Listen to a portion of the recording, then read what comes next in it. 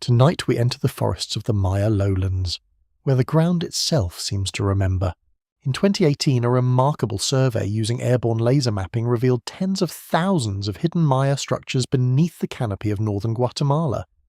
Archaeologists working with the Pacunum LiDAR initiative showed that what once looked like empty jungle had carried roads, terraces, platforms, fortifications, reservoirs, and neighborhoods. Scholars from major research institutions in the United States and Europe studied the data, and the picture that emerged was not of scattered ruins, but of an ancient world breathing under leaves.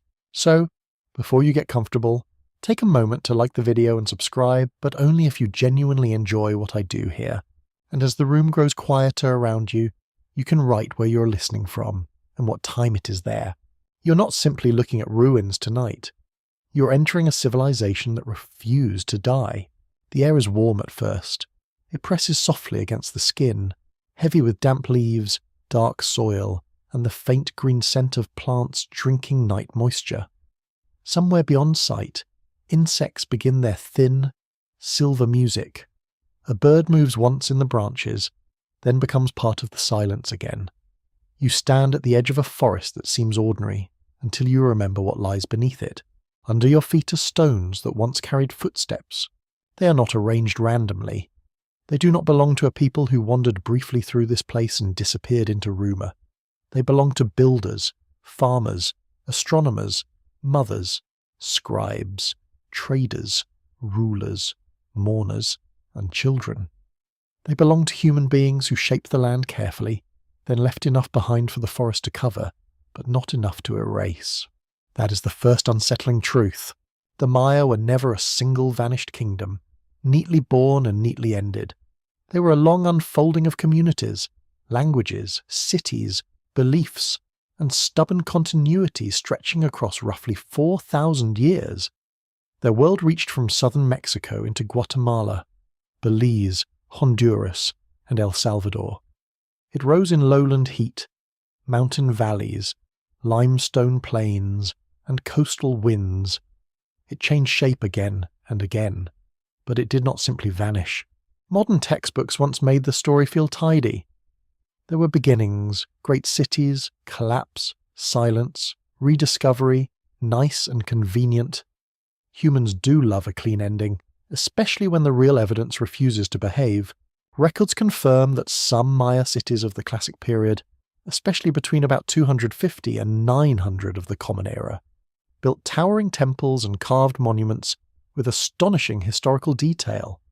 Universities such as Yale, Tulane, and the University of Pennsylvania have long supported Maya research, while journals like Science and Nature have published studies on climate, settlement patterns, and ancient land use. These studies have slowly changed the old picture. They show not a fragile civilization flickering briefly in the jungle, but a dense and highly organized world. The stones are patient witnesses. Imagine the forest at night, not as wilderness, but as a curtain. Behind it are causeways pale as bone, running between settlements. Behind it are reservoirs that once held precious water through the dry season. Behind it are house mounds where families cooked, slept, argued, laughed, repaired tools, and made offerings. Behind it are plazas where people gathered under the sun, listening as rulers spoke from platforms above them. You can almost hear sandals on limestone. The old cities did not rise from emptiness. Long before famous kings had their names cut into stone, people were already shaping this landscape. They learned the moods of rain. They planted maize, beans, squash, and cacao in worlds that demanded attention. They burned fields, renewed soils, dug channels, raised gardens, and negotiated with seasons that were generous one year and cruel the next. Civilization here was not a gift. It was a long conversation with difficulty, and difficulty can make memories strong. The Maya world begins to feel different when you stop imagining it as a lost empire and begin sensing it as a living fabric. There is no single capital commanding all others. There is no one emperor sitting at the center of everything, pulling threads across the whole land. Instead, there are many cities, each with its own ambitions, alliances, rituals, and jealousies. Tikal, Calakmul, Copan, Palenque, Caracol, names now spoken softly by guides, scholars and travellers, though once they carried fear, pride and political weight. Some cities rose higher than others, some burned, some were rebuilt, some watched old rivals fail and smiled into the smoke. Humans remain wonderfully consistent, even when wearing jade and feathers. A quirky tidbit survives in the edges of scholarship and popular retelling. Early explorers and later enthusiasts sometimes imagined the ruined cities as the work of Egyptians, Israelites, or even wandering survivors of Atlantis, because they could not accept that indigenous Americans had built such grandeur. It is an uncomfortable little relic of arrogance, dressed up as mystery. The real wonder is not imported from somewhere else. It belongs here, in limestone dust and tropical rain. The hidden truth is not that outsiders built the Maya world. The hidden truth is that the Maya were underestimated. For centuries, strangers looked at vine-covered temples and saw abandonment. They saw silence. They saw a vanished race, which is a phrase as wrong as it is dramatic. Yet Maya people still lived in towns and villages nearby. They still spoke Maya languages. They still planted maize. They still remembered sacred places. Sometimes in ways outsiders did not recognize, and sometimes in ways they wisely kept private. The forest was not a grave. It was a covering. Some scholars continue to debate how dense Maya populations became in different regions, and how much the landscape was transformed at its peak. Research from major American universities has shown extensive ancient settlement, but specialists still argue over numbers, methods, and regional variation. That uncertainty matters. It keeps the past alive, not as a fixed museum label, but as a puzzle still breathing under careful hands. You walk deeper. The moonlight struggles to reach the ground. Roots twist around buried stone. A broken stair appears beneath moss, and suddenly the forest seems less natural than arranged, less empty than waiting. You notice how the darkness gathers around the base of a temple mound. The shape is too deliberate, too angular, even covered in earth. It has posture. Somewhere, long ago, workers carried baskets of stone and plaster. They shaped terraces under a punishing sun. They mixed lime, lifted blocks, packed floors, and smoothed surfaces until buildings shone pale in the heat. Freshly plastered temples would have caught the light brilliantly. They were not the grey ruins you see in photographs. They were bright, painted, alive with colour. Red, blue, white, black. At sunrise, the city would have emerged from mist like something summoned. You are tempted to think of mystery as something distant, buried beneath myth. But the stronger mystery is more human. How did a civilization endure so long without becoming one thing? How did it survive political collapse, drought, war, conquest, forced conversion, burning books, and centuries of being misunderstood? How did it continue speaking when so many powers wanted its voice softened, translated, or silenced? Perhaps the answer begins with what the Maya did not place in one fragile vessel. Their civilization was never only in palaces, it was in fields, it was in calendars, it was in stories told at night, it was in mothers teaching children the names of plants, it was in the careful planting of maize, season after season, when kings were already dust. It was in the way time itself was understood, not as a straight road vanishing behind you, but as a turning presence. This is where the story becomes quieter. You stand among trees, and the trees stand among stones, and the stones stand among memories. No trumpet announces the discovery. No ancient door swings open with theatrical convenience. Instead, there is only the slow realization that the past has been here the whole time, breathing through roots. The Maya did not refuse death by remaining unchanged. They refused death by changing and continuing. The night deepens over the lowlands. The insects soften into a steady sound, like rain that never quite falls. Above the canopy, stars appear, distant and cold. The same stars once watched by priests, travellers, farmers, and children lying awake in humid rooms. They looked upward and measured time. They looked downward and shaped earth. Between sky and soil, they made a world, and in that world, beneath the green silence, the first answer waits without speaking. The civilization is not gone. It is hidden only from those who do not know how to listen. Your mind drifts away from the high temples and into an older quiet. There are no carved kings yet. No towering stairways command the horizon. No royal names stare across centuries from monuments. Instead, you find low houses, packed earth floors, cooking smoke, and the slow labour of people learning how to live with a demanding land. This is the Maya world before fame, before dynasties, before cities become dramatic enough for postcards and documentaries. The beginning is humbler than stone. You stand near a clearing where the morning air smells of damp ash, crushed leaves, and maize dough warming near a fire. The forest has not been conquered. It leans close on every side, patient and watchful. Children move between houses. Dogs nose through scraps. Someone grinds maize on a stone, the sound steady and intimate, like a soft scraping heartbeat. Civilization begins in such sounds. Archaeologists studying early Maya settlements have traced village life back many centuries before the Classic Age. Research connected with institutions such as the University of Arizona, Harvard, and the University of Pennsylvania has helped reconstruct early agriculture, settlement, and household patterns across Mesoamerica. The mainstream fact is simple but powerful. Long before famous Maya kings ruled from grand courts, early communities were already cultivating maize, shaping ceramics, and building social worlds from daily repetition.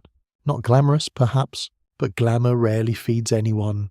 Maize becomes the great companion of this early world. It is not merely a crop in the way modern shelves make food seem ordinary. It is labour, memory, risk, blessing, and dependence.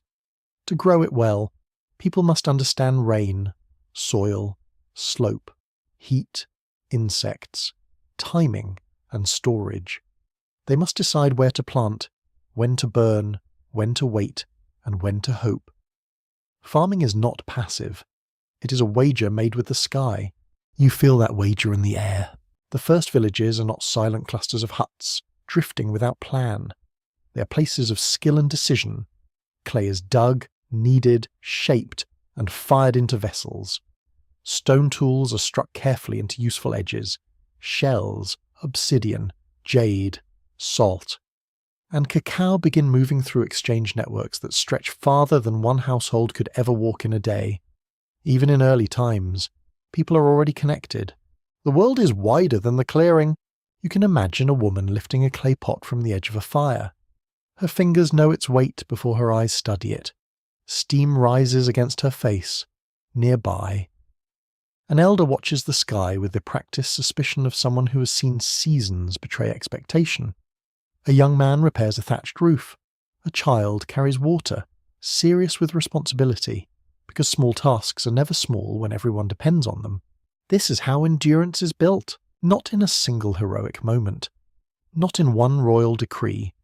It grows through mornings that must be survived, meals that must be prepared, fields that must be tended, and children who must be taught where danger hides.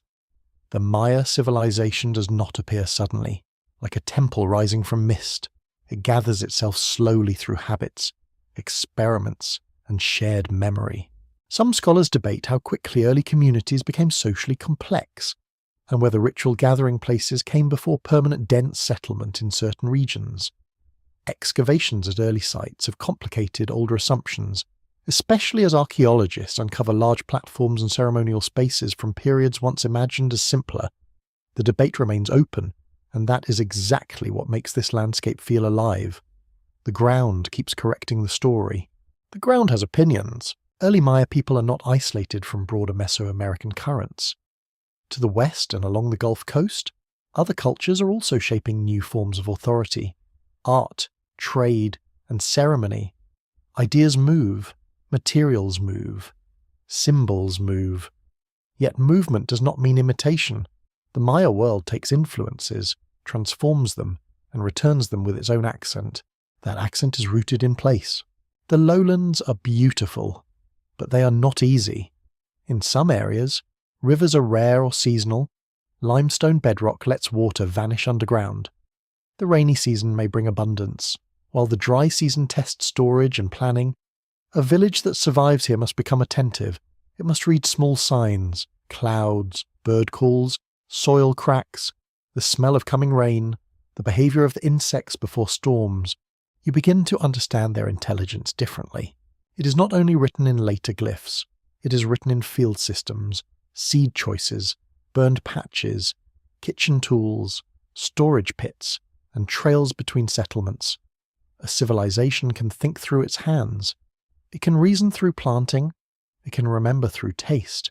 And the taste of maize is everywhere. There is a quirky tidbit hidden in the long story of this crop. The wild ancestor of maize looked nothing like the large ears familiar today. Through generations of selection, early farmers transformed a modest grass into one of the great foods of human history. Imagine explaining modern corn to its tiny ancestor. Even the plant might accuse you of exaggeration. Yet that transformation was real. It took patience beyond any single lifetime. Seeds were chosen, saved, carried, compared, and planted again. People noticed which plants gave more, which ripened better, which survived dry spells, which could be ground into softer meal. This was science before laboratories, careful and practical, conducted in fields with sweat and memory. The early Maya household is also a small universe. Within its packed floors and walls of wood, clay, or thatch, people cook, sleep, store tools, shape goods, and honor the dead. Burials beneath or near houses appear in many ancient Maya contexts, reminding you that family and ancestry were not separated by neat modern boundaries. The living and the dead could remain close, sharing the same ground, the same place, the same remembered name. That closeness changes the air. At dusk, smoke rises from several hearths.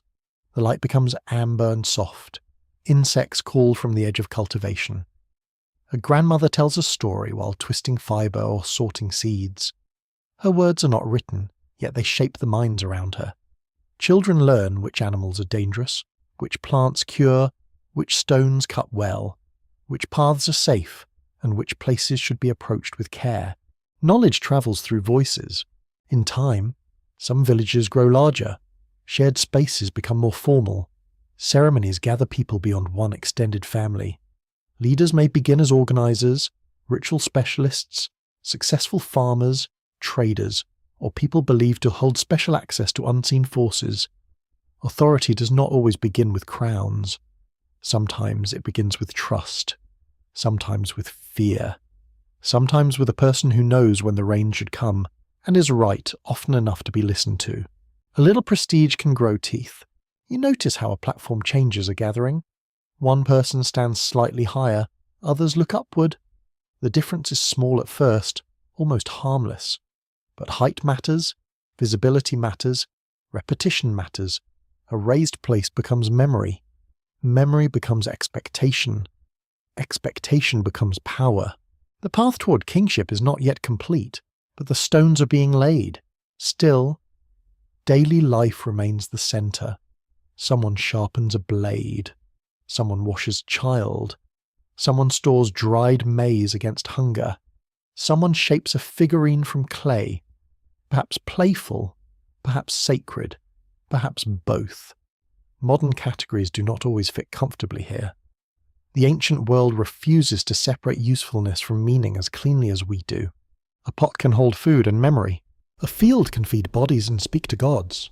A path can connect houses and become part of a sacred direction. The deeper you enter this early age, the less it feels primitive. That word fades quickly when you smell smoke at dawn and see how much must be known just to remain alive. These communities are not waiting to become important. They are already important because they are building the foundations that later centuries will inherit. They are making time durable. Night settles again over the village. The last light catches on a clay bowl. Dogs curl near doorways.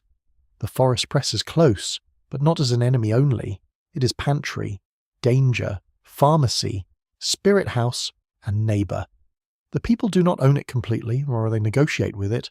They cut, plant, burn, gather, fear, thank, and return. In that long negotiation, the Maya world begins to recognize itself. Not as a single empire, not as a finished monument, but as households becoming communities, communities becoming landscapes, and landscapes becoming memory. The famous kings are still far away in the sleeping dark.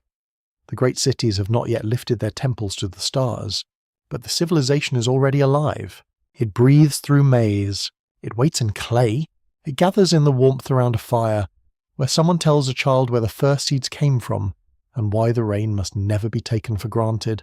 For a moment, it feels as though the land itself begins arranging your thoughts. You are walking through an early Maya settlement, but the ordinary earth no longer seems ordinary. A path bends toward a clearing. A low platform rises from packed soil. A hollow in the limestone opens like a dark mouth. Cool air breathing from below. The forest is still near, with leaves dripping after rain, but human hands have begun to frame the world. This is where landscape becomes meaning. A house is not only shelter. A plaza is not only open space. A cave is not only a cave. Slowly, through work and ritual, the Maya turn place into pattern. They build platforms where people gather, raise mounds where ceremonies unfold, and shape paths that guide bodies in careful directions. The earth becomes a map, and the map becomes a memory you can walk across. The air smells of wet stone.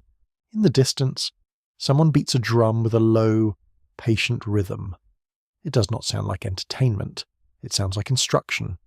People move toward a shared space, carrying food, offerings, tools, and perhaps worries too private to speak aloud.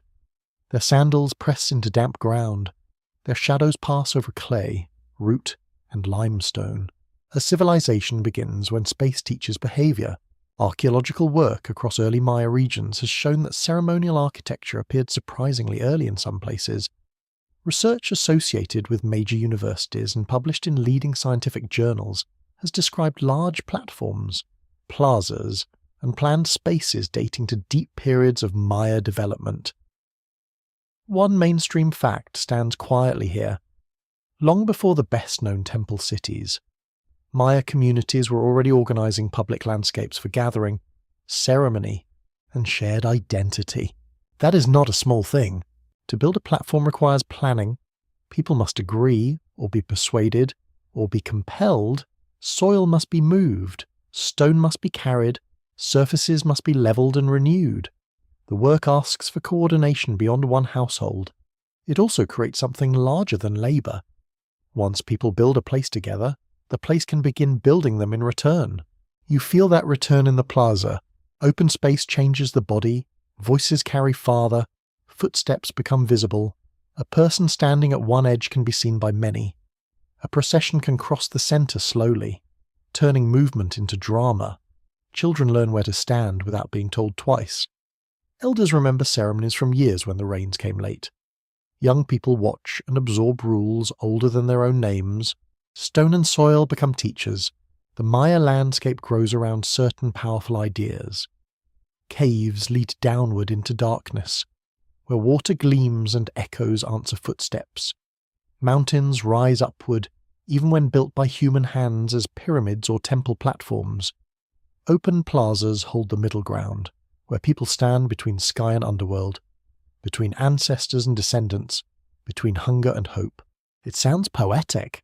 It is also practical. Water matters deeply in many Maya regions, especially where surface rivers are scarce. Caves, springs, depressions, reservoirs, and seasonal pools become charged with importance because life depends on them. You can imagine someone lowering a vessel into cool water, hearing drops fall somewhere in darkness. That sound would not feel casual. It would feel like the earth speaking in a language made of echoes. The sacred often begins with need. There is a quirky tidbit here, gently strange and very human. Some later Maya caves contain offerings placed deep inside, including pottery, stone tools, shells, and other objects left where ordinary daily life would never require them. To modern eyes, crawling into darkness to leave precious things may seem inconvenient. Ancient devotion, however, was rarely optimized for comfort. Sacred errands do not care about your knees. You smile softly at that, then the darkness takes itself seriously again. Scholars still debate how early Maya ceremonial landscapes should be interpreted. Were these places built mainly for communal gatherings, emerging leadership, astronomical observation, ancestor veneration, or some mixture too tangled for clean categories? Researchers at institutions such as the University of Arizona, Yale, and other leading centres have argued from excavation, mapping, and comparative evidence. The disagreement is careful, not careless. The ancient ground allows several truths to stand close together. You continue across the clearing. A platform rises ahead, its surface freshly renewed with pale material. People have gathered on and around it. Some carry baskets, some hold flowers or food. Someone has brought incense, and its scent curls into the heavy air, sweet and sharp at once. Smoke drifts upward, catching sunlight, then thinning into the bright space above the trees. The sky looks very far away, yet the built platform pulls it closer. That is one quiet genius of monumental architecture. It lets human beings pretend. For a little while, that distance can be negotiated. Climb a few steps, stand above the crowd, lift your voice, and suddenly the heavens seem less unreachable. A little elevation can make a person sound like destiny. History is full of helpful stairs. The layout of early ceremonial places may also reflect an interest in direction, movement, and repeated observation. In Mesoamerican worlds, the path of the sun, the turning of seasons, and the ordering of space often carried deep significance. East and west were not merely compass points. They could be tied to sunrise, sunset, birth, death, renewal, and the measured return of time. To live here is to notice cycles. The rainy season swells the green world. The dry season thins it. Maize rises, ripens, and becomes food. Children are born. Elders die. Houses decay and are repaired. Platforms are resurfaced. Offerings are made again. The same actions return, but never quite the same. Repetition becomes continuity, and continuity becomes civilization. Your feet reach a causeway. It is not the wide white road of later grand cities, but the idea is already present. A made path cuts across the earth, joining one place to another with intention. A path like this does more than ease travel. It says that these spaces belong to the same story. It teaches the body where importance lies. You follow it slowly. On one side, the forest breathes. On the other, an open area holds traces of use. Broken pottery rests under a thin layer of soil. Ash marks an old fire. A low mound suggests a building long returned to earth. Nothing shouts. Everything hints. The past is not gone, but it refuses to perform too eagerly. There is wisdom in that restraint. The Maya sacred landscape is not a stage built for tourists. It is a lived environment where cooking, farming, mourning, politics, and ceremony overlap. A person may walk from a house to a field, from a field to a shrine, from a shrine to a public gathering, and never step outside a world of meaning. The boundaries are soft. The ordinary and the sacred sit near each other, like relatives sharing a bench. This closeness matters. It means religion is not locked inside a temple. It lives in planting, water gathering, house building, ancestor care, and the orientation of places. It lives in the way a community remembers where something happened. It lives in the repeated act of returning to the same location, until the location feels older than memory itself. A place becomes sacred by being treated as sacred. Then, after years, no one needs to explain why. You pause near the mouth of a cave. Cool air touches your face, carrying mineral dampness and a faint smell of earth. Inside, the darkness is not empty. It seems layered. Every small sound multiplies. A drip becomes a pulse. A footstep becomes a warning. Even your breath seems borrowed. You do not hurry here. The cave suggests a world beneath the visible one. A place of origins, water, ancestors, and danger. Above ground, platforms and plazas order public life. Below ground, caves pull thought inward. Together, they create a vertical imagination. Human beings stand in the middle, fragile and busy, trying to keep relations balanced. Perhaps this is one reason the civilization endured. It did not build only in stone. It built in relationship, between humans and crops, between homes and ancestors, between water and survival, between sky events and public gathering, between darkness below and brightness above. When power later rises into royal courts, it will draw from these deeper habits already set into the land. But here, the mood remains earlier. The night gathers at the forest edge. Smoke from the ceremony settles into clothing and hair. People drift back toward their homes, carrying less than they brought, but perhaps feeling that something has been answered, or postponed. The ancient world is very good at postponing answers.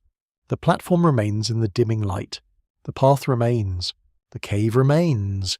And the land, carefully shaped by hands and footsteps, no longer feels like background. It feels like a participant. It holds a memory without speaking, and it waits for people to return, again and again, until the whole earth seems to know the pattern of their lives. In your ears, the echo changes from village drums to the murmur of a city. You stand beneath a canopy where the branches knit themselves together, green and restless above your head. The air is warmer here, thicker, holding the scent of leaves, damp stone, cooking fires, and old plaster after rain. Then the forest opens, and something pale rises through the trees. A temple stairway climbs toward the sky. It does not rise alone. Around it are platforms, palaces, courtyards, reservoirs, workshops, shrines, and house groups spreading outward in every direction. The city is not a single monument, as photographs sometimes suggest.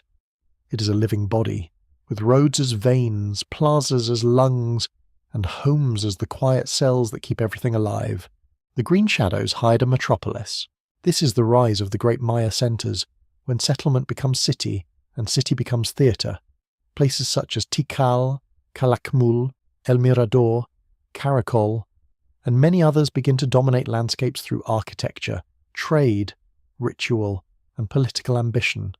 Archaeological research from major institutions, including the University of Pennsylvania, Brown, Tulane, and Harvard, has helped show that many Maya centers were far larger and more complex than early explorers imagined. The old jungle was never empty.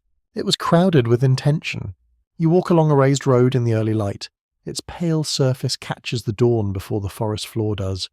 Mist hangs low, turning distant structures into soft shapes, as if the city is still deciding whether to reveal itself. Workers move past you with baskets, tools, and loads of food. A woman balances a vessel at her hip. A child runs after a dog. Two men argue quietly over a bundle of goods, because even sacred cities require someone to complain about delivery. Civilization is always partly logistics. The central plaza opens wide ahead. Its surface has been swept and renewed. Buildings face one another across the space, each one placed to be seen, approached, and remembered. A stairway is steep enough to make the body feel small. At the top, a temple chamber waits in shadow. From below, you can barely see into it, and perhaps that is the point. Power loves a doorway you cannot enter. Records carved later in stone confirm that rulers at these great cities used monuments to proclaim ancestry, victories, rituals, and access to supernatural forces. This is a mainstream historical fact, but it still feels intimate when imagined from the plaza floor. People looked upward at human beings dressed as more than human, and the entire city became part of the performance. The ruler did not rule alone. He needed scribes, builders, farmers, painters, messengers, priests, warriors, merchants, cooks, and countless unnamed hands. He needed people to believe that his body mattered to the sky. He needed harvest to arrive, water to remain, rivals to hesitate, and ancestors to support his claims. Kingship looked solid in stone, but it rested on many fragile things. A bad harvest can humble theology. Still, when the city works, it is extraordinary. Plaster gleams in sunlight. Painted walls glow with red, blue, yellow, and black. Banners move in humid wind. Jade catches light at throats and wrists. The smell of incense floats above sweat, maize, wet earth, and smoke. Sound gathers inside the plaza, not randomly, but almost as if the architecture knows how to hold it. A shell trumpet calls. People turn.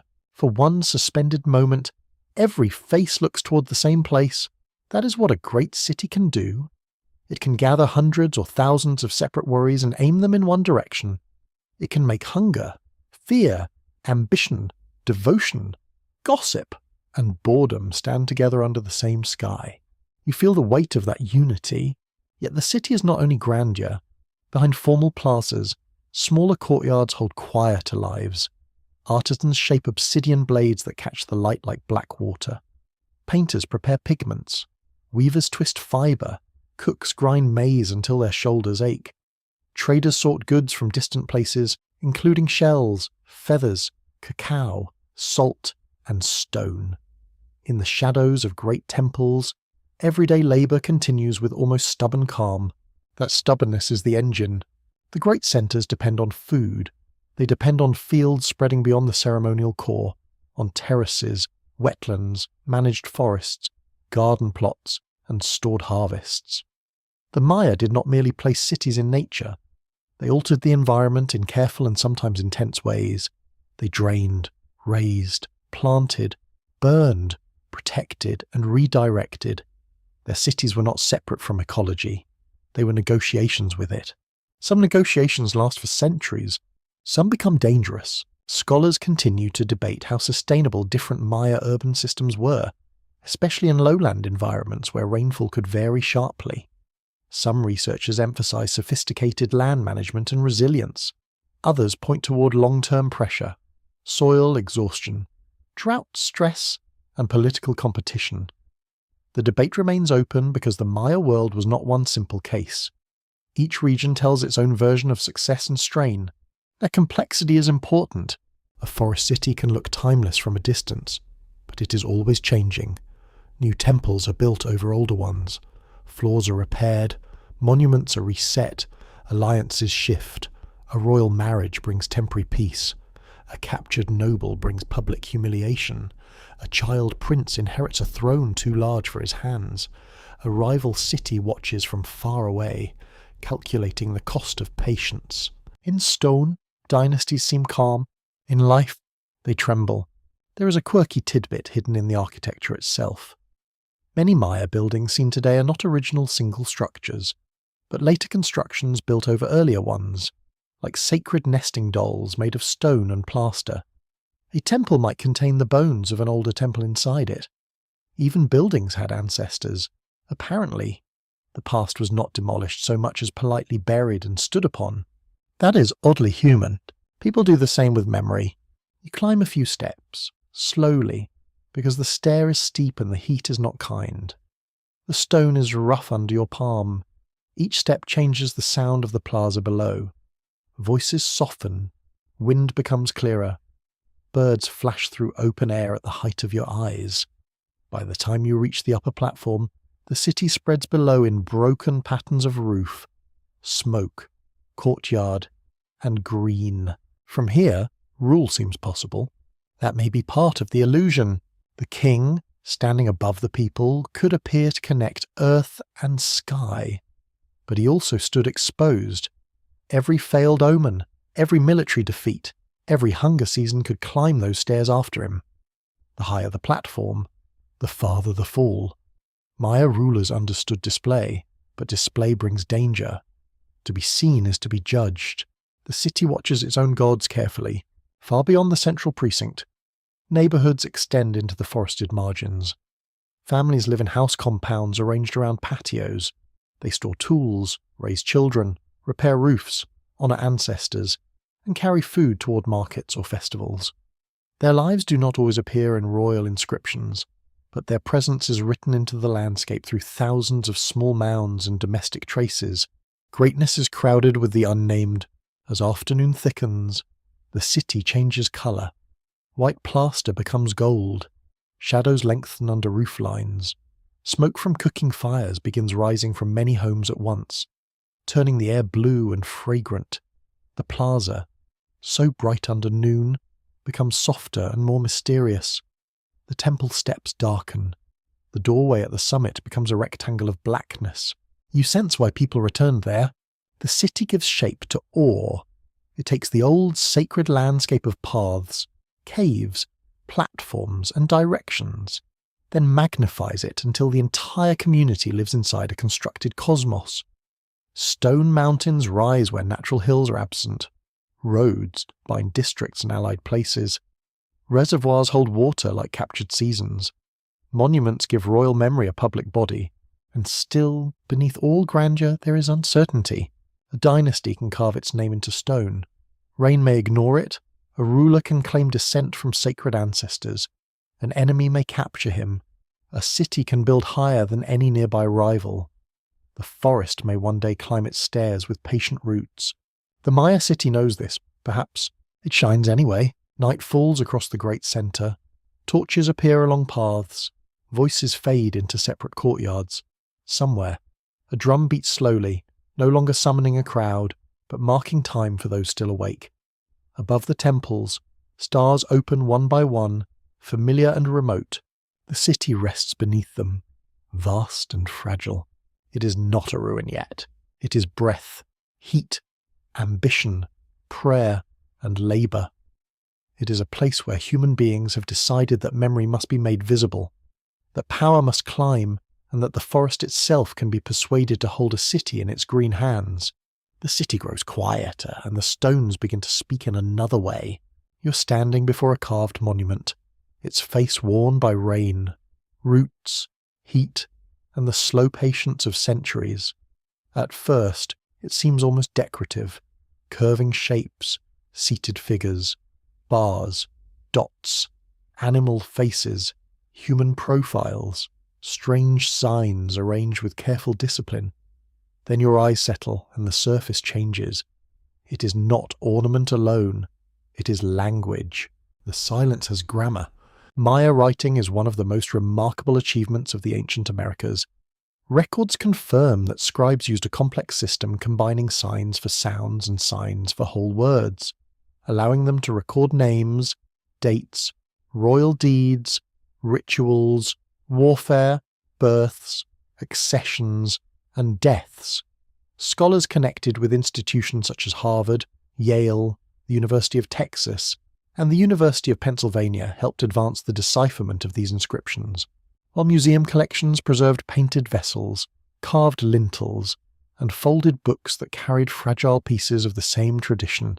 The stones were never mute. They were waiting for readers. You imagine the hand of a scribe moving across a surface, steady and practiced. Perhaps he works on bark paper, or paints a ceramic vessel, or prepares a draft for a monument. His brush is fine, his pigments are rich, his training has taken years. Because writing is power made small enough to fit inside the hand. He's not merely copying signs, he's shaping memory for people who may never meet him. That is a dangerous kind of work. A ruler wants the world remembered correctly. Correctly, of course, usually means in his favour. Victories must look inevitable. Ancestors must appear supportive. Rituals must seem perfectly timed. Defeats need not receive the same enthusiasm. Every royal court understands editing. Some merely carve it deeper. You can almost hear a quiet laugh in the scribe room. The glyphs carry dates with extraordinary precision. Maya inscriptions often anchor events within intricate calendars, tying human actions to the movement of sacred time. A king does not simply take power on a random afternoon. He accedes on a date loaded with meaning, a dedication, a battle, a birth, or a bloodletting rite becomes part of a larger temporal pattern. Time itself becomes witness, and witnesses can be intimidating. A monument in a plaza does more than preserve information. It performs authority in public. People pass it during ceremonies, markets, processions, and daily crossings. The carved ruler stands there even when his living body is elsewhere. His name remains. His ancestors remain. His chosen version of events remains. The monument becomes a permanent face in the civic crowd. Stone is excellent at confidence, yet the words also reveal vulnerability. Maya inscriptions tell us about captures, rivalries, alliances, marriage diplomacy, ritual obligations, and the heavy pressure of succession. These are not the records of a simple golden age. They are traces of politics, anxiety, calculation, devotion, and fear. The more the rulers wrote, the more their struggles survived with them. Memory has a habit of smuggling truth. There is a quirky tidbit in the history of decipherment. For a long time, many scholars believed Maya writing dealt mostly with astronomy, religion, and mysterious priestly wisdom, while avoiding ordinary history. Then the signs began to yield names and actions. Kings appeared, wars appeared, dynasties appeared. The ancient Maya became less ghostly and more recognizably human. So much for the peaceful stargazers who apparently never had bad neighbors. The past became louder. Not everyone welcomed that shift at once. Some earlier interpretations had imagined the classic Maya as unusually serene, absorbed in timekeeping and temple ritual. The decipherment of glyphs complicated that picture. Suddenly, inscriptions described conflict, capture, rivalry, and power. The calm monuments were not calm at all. They were political documents wearing sacred clothing. Still, the writing is beautiful. A single glyph block can hold a human face. A bird head, a hand, a shell, a tooth, a knot, a syllable, and a royal title, all organized into an image that must be read and seen at once. It is not writing stripped down to efficiency. It is writing that remembers its relationship with art. The signs look alive because they were meant to live. You move closer to the stone. Rainwater has gathered in shallow cuts. Moss softens one corner. The ruler's profile is partly gone, but his posture survives. He wears regalia that would have shimmered once. Feathers rising, jade moving at the chest, textiles layered around the body. The text beside him may give his name, his lineage, his date, his action. Without it, he would become only an image. With it, he becomes an event. An event can survive a body. Painted books, known from later surviving examples, show another form of Maya intellectual life. These folded manuscripts held information about astronomy, ritual cycles, offerings, omens, and divination. Most were destroyed during the colonial period, leaving only a handful known today. Their loss is difficult to sit with quietly. Entire libraries of thought may have vanished in smoke, while only fragments escaped. The scent of burned bark paper seems to hover there. The surviving books remind you that Maya literacy was not limited to stone. It moved through portable objects, painted ceramics, wooden lintels, stucco surfaces, and perhaps countless perishable materials now gone. Much of the ancient written world has disappeared because tropical humidity is not kind to paper, wood, or cloth. The absence is not proof of silence, it is proof of decay. The forest edits too. Scholars still debate how widespread literacy was in Maya society. Was deep reading mostly the work of trained scribes and elites, or did broader groups recognize names, symbols, dates, and public messages? Researchers at major American universities continue to examine schooling, workshop traditions, signatures on pottery, and patterns of inscription. The safest answer is layered. Literacy likely had levels, from full scribal mastery to public recognition of powerful signs. Not everyone reads a monument the same way. One person sees the full royal history. Another recognizes a name.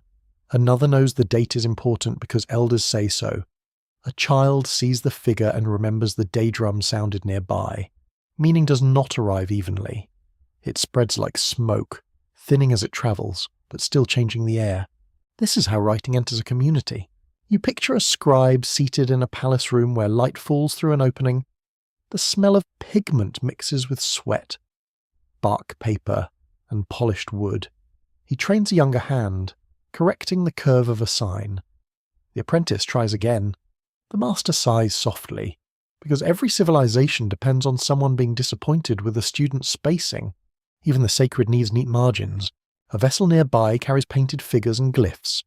It may travel as a gift between elites, carrying messages of status, friendship, obligation, or subtle threat. It may be used in a feast where cacao is poured and alliances discussed.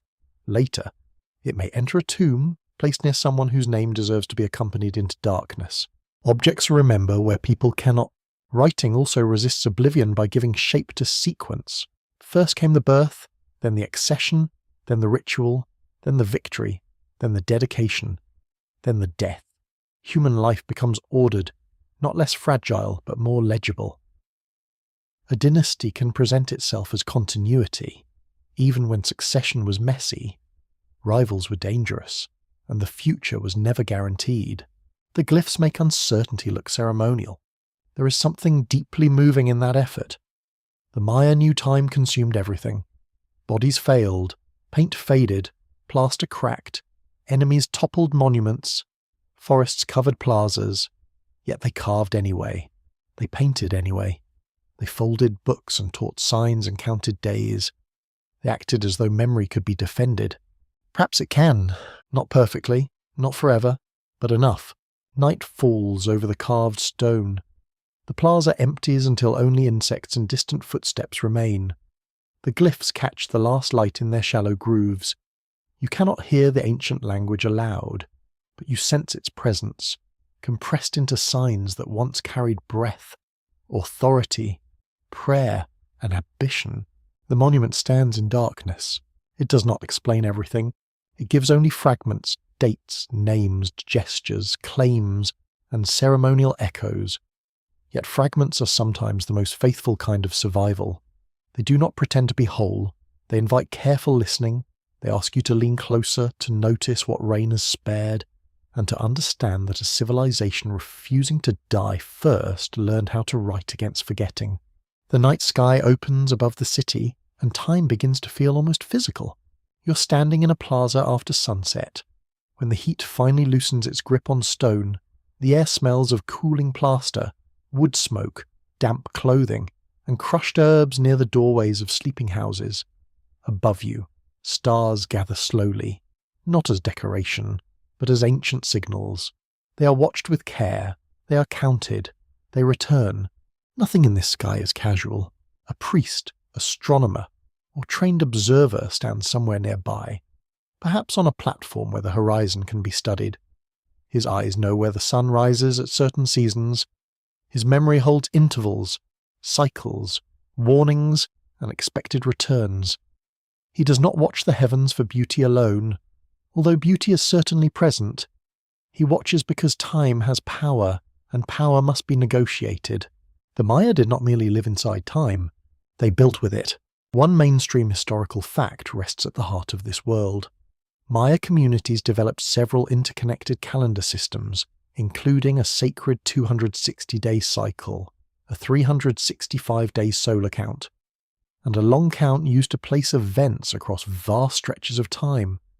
Research by scholars at institutions such as Harvard, Yale, and the University of Chicago has shown how deeply these systems shaped inscriptions, ritual life, kingship, and historical memory. The numbers were not dry, they breathed. A date could carry personality. A day might be lucky, dangerous, heavy, fertile, solemn, or politically useful. To modern minds, dates often sit like labels on documents, neat and lifeless. In the Maya world, a date could arrive with character. It could bring expectations, obligations, shadows, and possibilities. You did not simply choose a time for an event. You asked whether time itself agreed. That is a very different universe. You imagine a child learning the names of days from an elder, repeating them in a soft voice as insects sing outside. The lesson is not only arithmetic, it is orientation. The child is learning how human action fits inside repeating patterns. Each name has weight. Each count returns. Each return reminds the community that the present is never alone. The past walks beside it.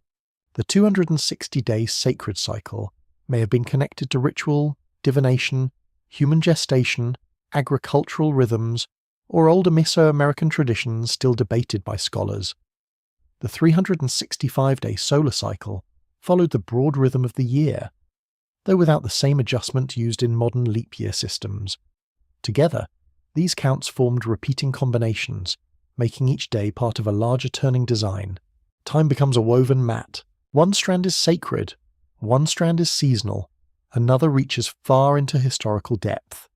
The long count gives rulers and scribes a way to anchor events across thousands of years, placing a royal ceremony inside a sequence that seems almost cosmic. A king's accession is not just local politics. It becomes an event positioned in an immense architecture of days. That can make a throne look older than it is. A little cosmic framing never hurts a government. You stand near a carved monument where a date has been placed with care. Bars and dots mark numbers. Signs identify periods of counted time. The inscription may speak of a ruler, a dedication, a victory, or a ritual action. Yet the date is more than a timestamp. It is part of the argument. It tells the viewer that this event belongs within order, not accident. Order is comforting. It can also be controlling. Calendars help societies coordinate planting, ceremony, memory, taxation, labour, and political display. They tell people when to gather, when to expect rituals, when to honour ancestors, and when rulers may publicly renew authority. In a world where uncertainty lurks in drought, disease, conflict, and failed harvests, a carefully counted system offers reassurance. Even if life wavers, the count continues. The count is steady. You can feel its steadiness in the plaza. Days pass, but they do not vanish. They accumulate. They return in named patterns. The sky repeats its movements with majestic indifference. The moon grows, thins, disappears, and returns. Venus appears as evening star, then morning star, vanishing between roles like a traveller with secret appointments. The Maya watched Venus closely. A quirky, or fringe tidbit often circles this subject.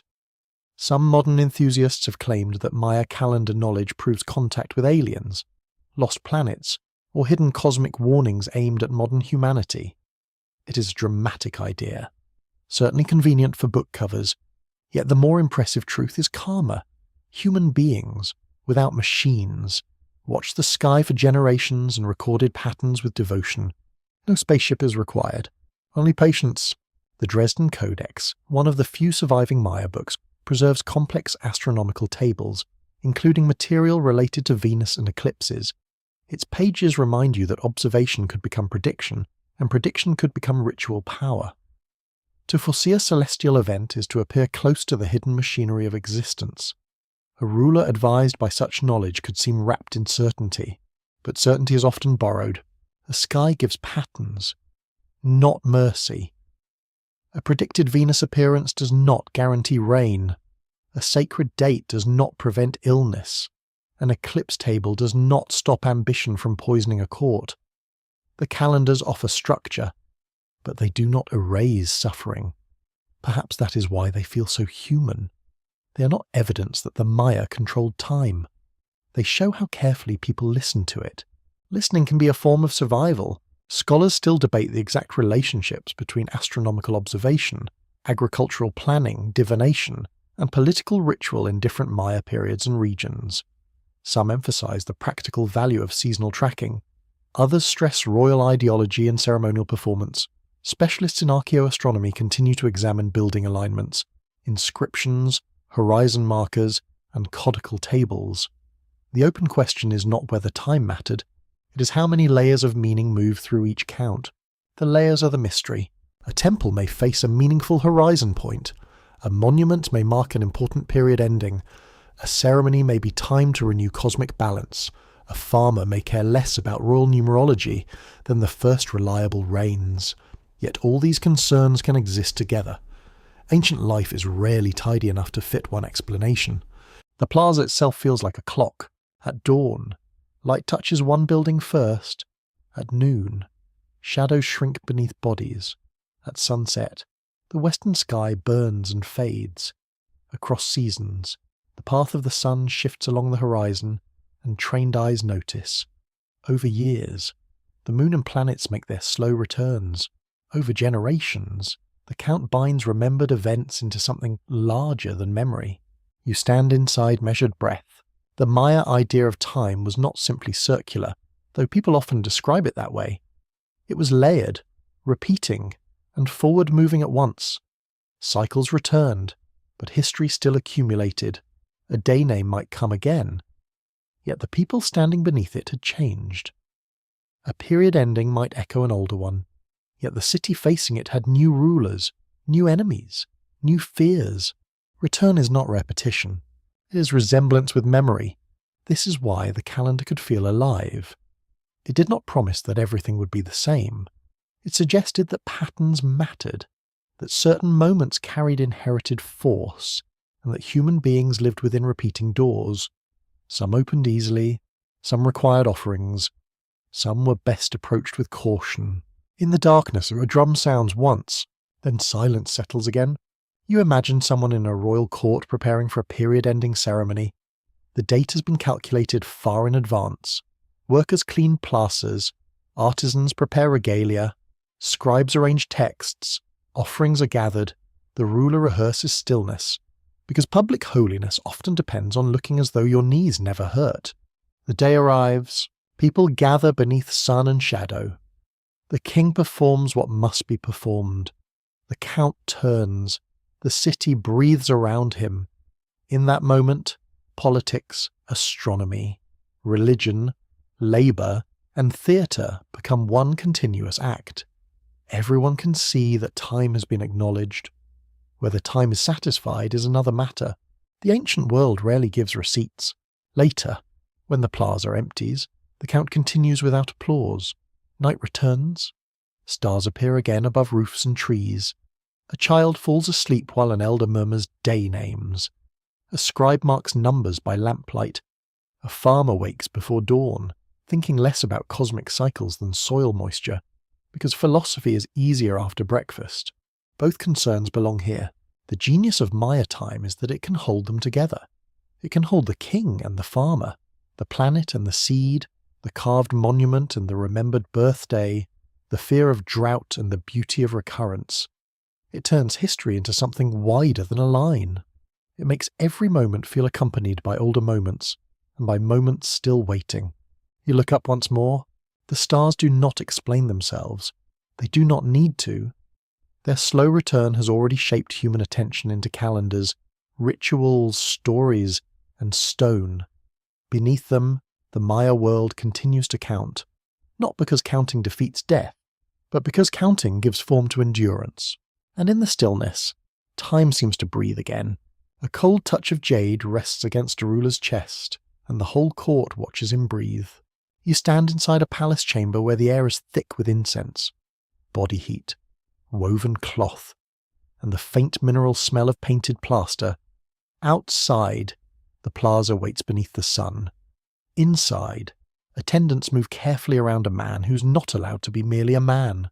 They lift ornaments, fasten belts, arrange feathers, check knots, adjust masks, and turn his living body into a public symbol. He must become visible. The Maya king carries titles, lineage, obligations, and terrible expectation. He's not only a political leader, he is presented as a mediator between human communities, ancestors, gods, time, and the forces that govern reign, fertility, victory, and renewal.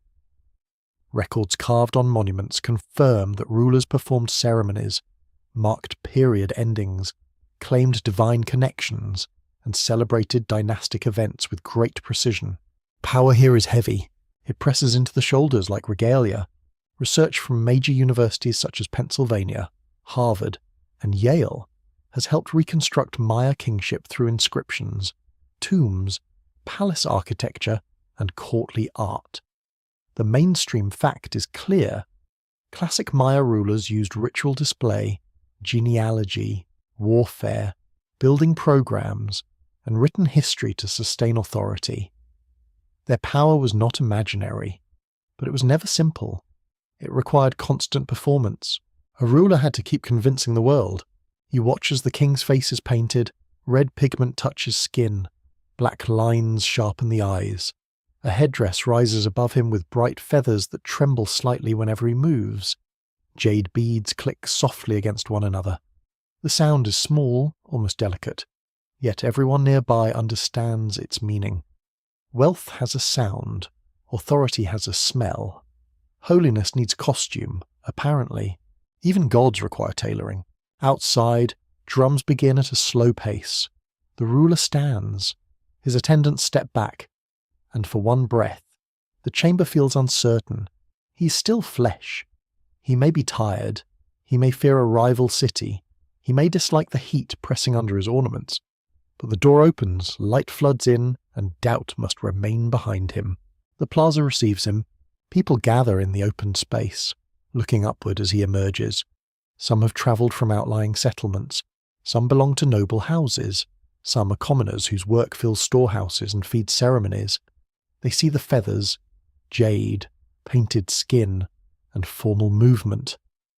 They see the king framed by the architecture that magnifies him. The building itself seems to say, "This person matters. Architecture is persuasive. The ruler's burden is to make cosmic order look local. He must connect the movement of days with the needs of fields. He must honour ancestors while managing living nobles. He must sponsor ceremonies, command labour, receive tribute, direct warfare, and appear favoured by powers no one can fully control. If reign fails, people may whisper. If enemies win, whispers sharpen. A throne is never just a seat. It is a target that pretends to be a mountain." Maya rulers often displayed authority through bloodletting rituals, offerings, public ceremonies, and ancestor veneration. These practices may seem strange from a comfortable modern room, where spiritual effort often involves finding the right lighting and not checking a phone. Yet in this world, the ruler's body becomes a tool of renewal. His pain, discipline, and controlled display help dramatize connection with unseen forces. The body becomes evidence. You imagine a ceremony at a period ending when counted time reaches a meaningful turn. The ruler stands before gathered people, perhaps wearing regalia linked to gods, ancestors, or founding figures. Scribes record the event, musicians mark the rhythm, priests guide the sequence. The city watches the act unfold as though balance itself might depend on proper movement. Perhaps many believed it did. The king's strength depends on lineage. Monuments name fathers, mothers, predecessors, and sometimes distant founders whose memory gives weight to present authority. A ruler does not stand alone in history. He stands inside a chain. The stronger that chain appears, the safer his claim becomes. This is why genealogy matters so much. Blood is made political, then sacred, then carved. Stone helps a family argument last longer. There is a quirky tidbit in royal imagery. Some rulers appear in elaborate costumes that transform them into supernatural beings or impersonations of divine figures, complete with masks, animal features, and symbolic objects. To modern eyes, the result may look theatrical, or even extravagant. But calling it costume alone misses the point. In ceremony, appearance could become presence. Dressing as power was part of making power happen. Still, it must have been uncomfortable. Feathers snag. Jade weighs. Heat gathers beneath layers. Public dignity becomes harder when sweat is running down your back. The court may pretend not to notice. Ancient politics, like modern politics, depends heavily on pretending not to notice obvious things. You follow the ruler through a palace corridor. The walls are painted. Courtiers wait in shaded spaces, each one carrying a private calculation. Noble families need royal favour, but they also possess their own ambitions. Marriage alliances can bind houses together. Hostages can keep peace. Feasts can smooth tension. Gifts can hide threats beneath polished beauty. Court life is soft only on the surface. A ruler's enemies are not always far away. They may sit near him, smiling correctly. They may be relatives with better claims, nobles with impatient followers, or allies waiting for weakness. Maya inscriptions reveal captures, conflicts, shifting alliances, and dynastic disruptions. Royal courts were not peaceful museums of incense and astronomy. They were human places, sharp with strategy. Some scholars continue to debate the balance between divine kingship and practical governance in different Maya cities. Researchers at Oxford, Tulane, and leading American universities examine inscriptions, settlement patterns, warfare evidence, and palace organization to ask how rulers actually controlled people and resources. Were kings absolute sacred monarchs, first among powerful nobles, ritual specialists with military authority, or something different by region? The discussion remains open because Maya politics changed across time and place. A crown can mean many things. In one city, a ruler may command vast labour for temple construction. In another, his influence may depend more delicately on noble cooperation. Some courts flourish through conquest, others through trade, marriage, diplomacy, ritual prestige, or location. There is no single Maya empire binding all cities into one obedient structure. Instead, there are rival centres, overlords, vassals, allies, enemies, and shifting political webs. That makes kingship more fragile. It also makes it more dramatic. A captured king could become a public symbol of another city's triumph. Inscriptions and art sometimes present defeated nobles in humiliating positions, stripped of regalia or bound before victors. Such images were political messages, carved for viewers who understood exactly what defeat meant. A ruler who once stood above a plaza could be displayed below another man's feet. Power turns quickly. Perhaps every Maya king knew this. That knowledge gives his ceremonies a darker edge.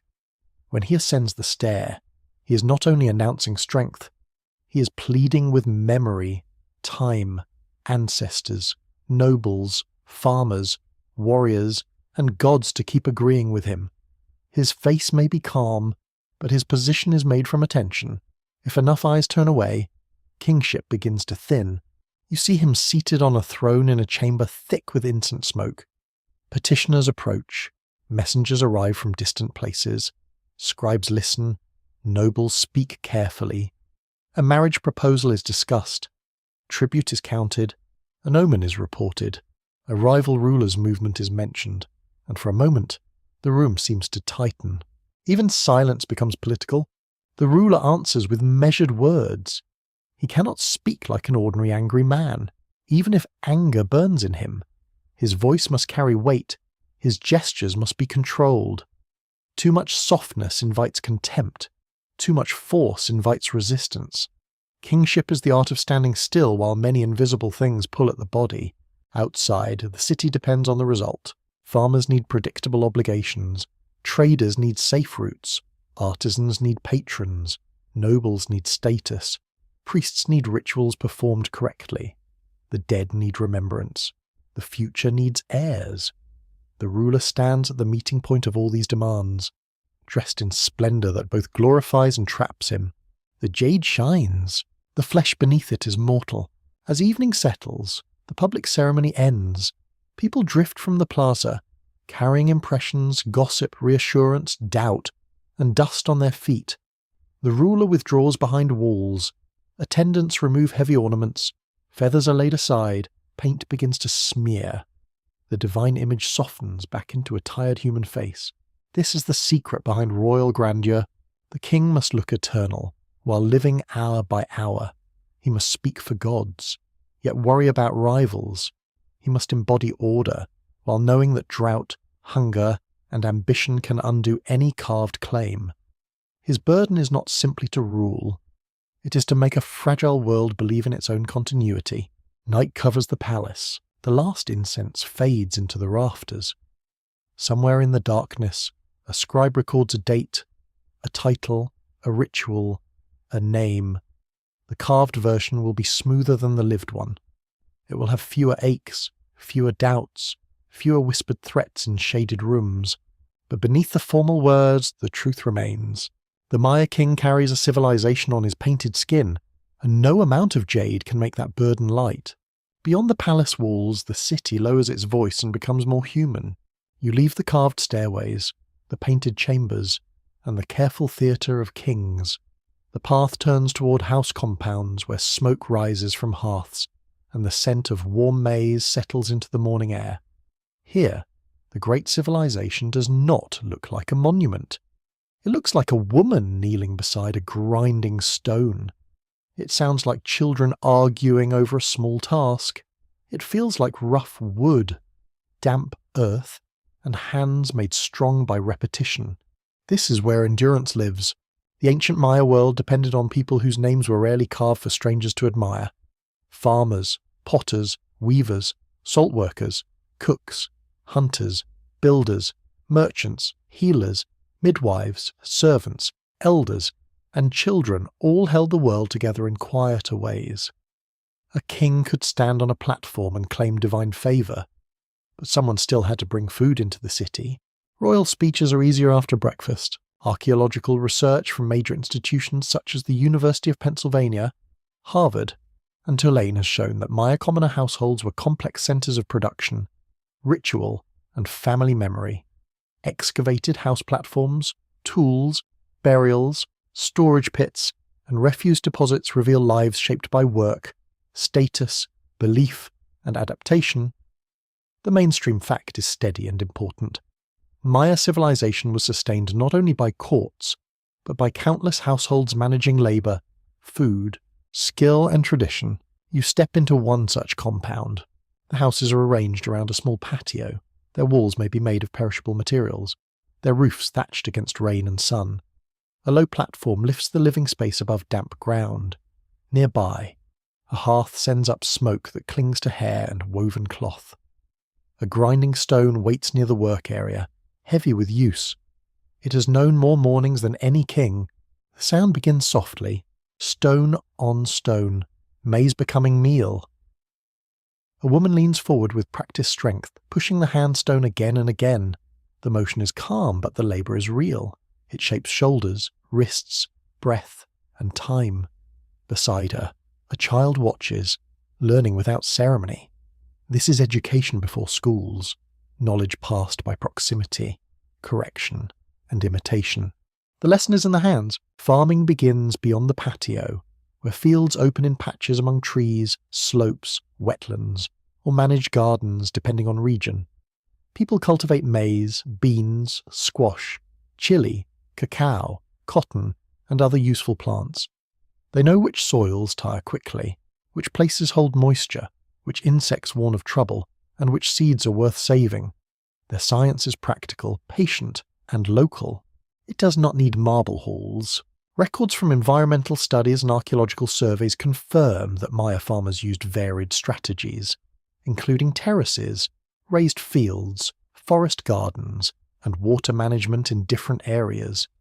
These choices were not random. They were responses to landscapes that offered opportunity and risk in equal measure. Some communities coaxed food from thin soils. Others worked with wetlands. Some depended on seasonal rain with the nervous discipline of gamblers who cannot leave the table. The sky always had a vote. You smell wet leaves after a night storm? Water drips from thatch. Chickens are not here in this ancient moment, despite what careless imagination might add. Dogs move near doorways. Turkeys may rustle in the domestic world. Bees, stingless and useful, may be tended for honey. The yard is not empty space. It is storage, workshop, kitchen, schoolroom, shrine, and gossip chamber. A home is never only a home. It holds the living and sometimes the dead. In many Maya contexts, ancestors were buried beneath or near household spaces, keeping family memory close to daily life. You can imagine a child growing up above the resting place of an elder, whose name still enters conversation. The floor itself becomes a quiet archive. Every meal is eaten near history. That changes how a room feels. A quirky tidbit belongs to the household world. Ancient Maya people prized cacao, yet it was not an everyday chocolate bar waiting politely in a wrapper. It was processed into drinks, used in elite exchange, and sometimes associated with status and ceremony. Modern chocolate has wandered very far from its older life. The ancient version would probably look at a candy aisle with polite confusion and mild alarm. Still, pleasure mattered. People did not live only to serve kings and survive droughts. They adorned bodies, played music, shaped figurines, prepared feasts, told stories, and gathered at markets.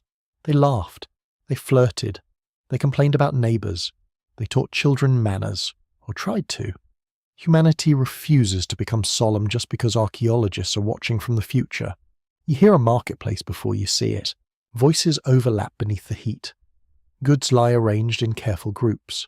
Salt, cloth, pottery, obsidian blades, vegetables, fruit, feathers, baskets, and perhaps cacao move between hands. Some exchanges are simple. Others depend on relationships, reputation, and obligation. Traders carry goods along paths and waterways, linking households to wider worlds. The city breathes through movement. Not all movement is royal.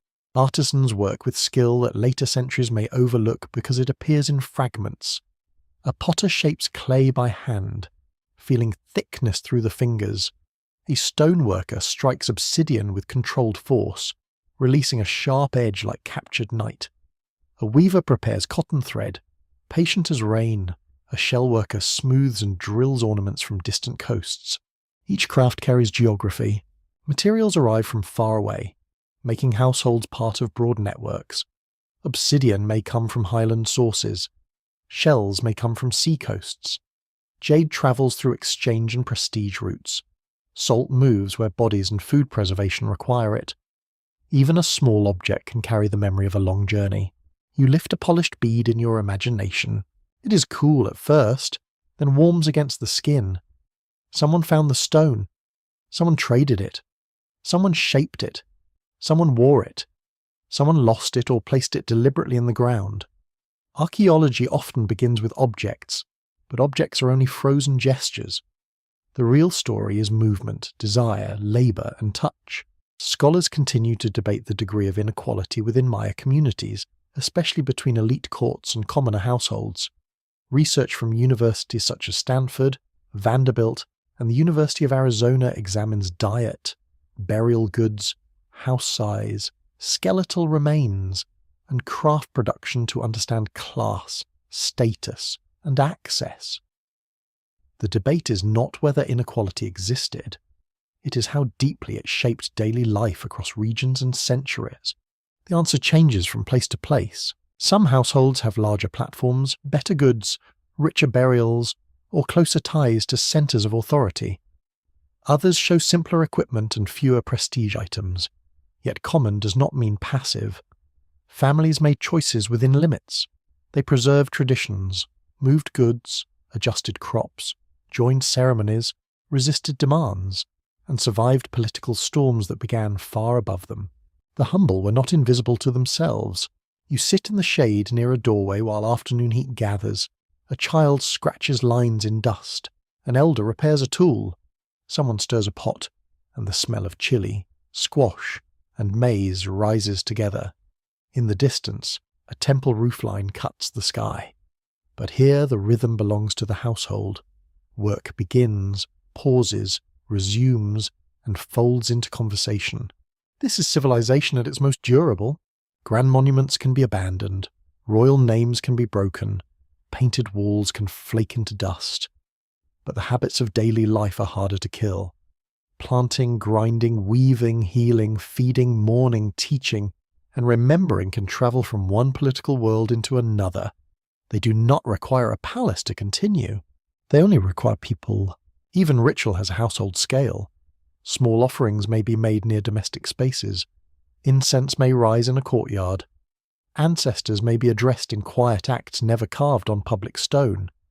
The sacred is not trapped at the top of temples. It sits near the hearth, where smoke darkens roof beams and the evening meal gathers family together. There, belief becomes intimate.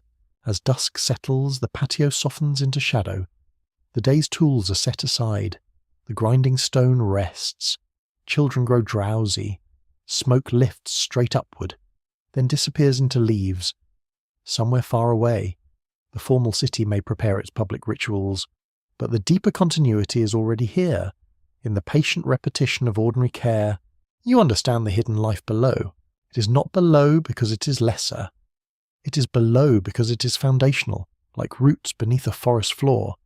It feeds what rises. It steadies what trembles. It remembers when official memory fails. The Maya civilization endures because kings are not its only carriers. It endures in hands dusted with maize. It endures in stories near firelight. It endures in houses where the dead remain close. Children learn by watching, and the world is rebuilt each morning before anyone thinks to call it history. The first sign is not a burning palace, but a thinner cloud. You stand at the edge of a reservoir where the waterline has fallen lower than elders remember. Mud cracks near the bank. Reeds lean into shallow green water. The air smells of heat, algae, and anxious dust. People still move through the city, still cook, trade, pray, argue, marry, and bury their dead. Life continues because life is stubborn, but something in the landscape has become less forgiving. The silence around water grows sharp. A woman lowers a vessel and waits longer than usual for it to fill. A farmer studies the sky with narrowed eyes. Children sense adult worry before anyone explains it. The city still has temples, courtyards, painted walls, and monuments declaring order. Yet the fields beyond the buildings tell a more private truth. Rain has not arrived as it should. The sky delays its answer. Research from major universities and scientific journals has shown that parts of the Maya lowlands experience severe droughts during periods of political stress, especially near the end of the Classic period. Studies of cave formations, lake sediments, and climate records suggest that rainfall decreased in meaningful ways across some regions. This mainstream fact does not explain everything alone, but it gives the old crisis a physical body. Drought is not dramatic at first. It is subtraction. A little less water in a reservoir, a field that germinates unevenly, a harvest that feeds fewer mouths, a spring that weakens, a journey farther for water, a dispute over storage, a priest asked harder questions after a ceremony, a ruler standing before people who can see the clouds as clearly as he can, and the pressure begins to travel. A dry year strains households, several dry years strain belief. Farmers may plant again, hoping the pattern breaks. Families may draw on stored food, trade connections, kinship obligations, and whatever patience remains. Cities may organise labour to repair reservoirs, deepen channels, maintain terraces, or perform more elaborate rites. Human beings do not simply collapse because weather changes.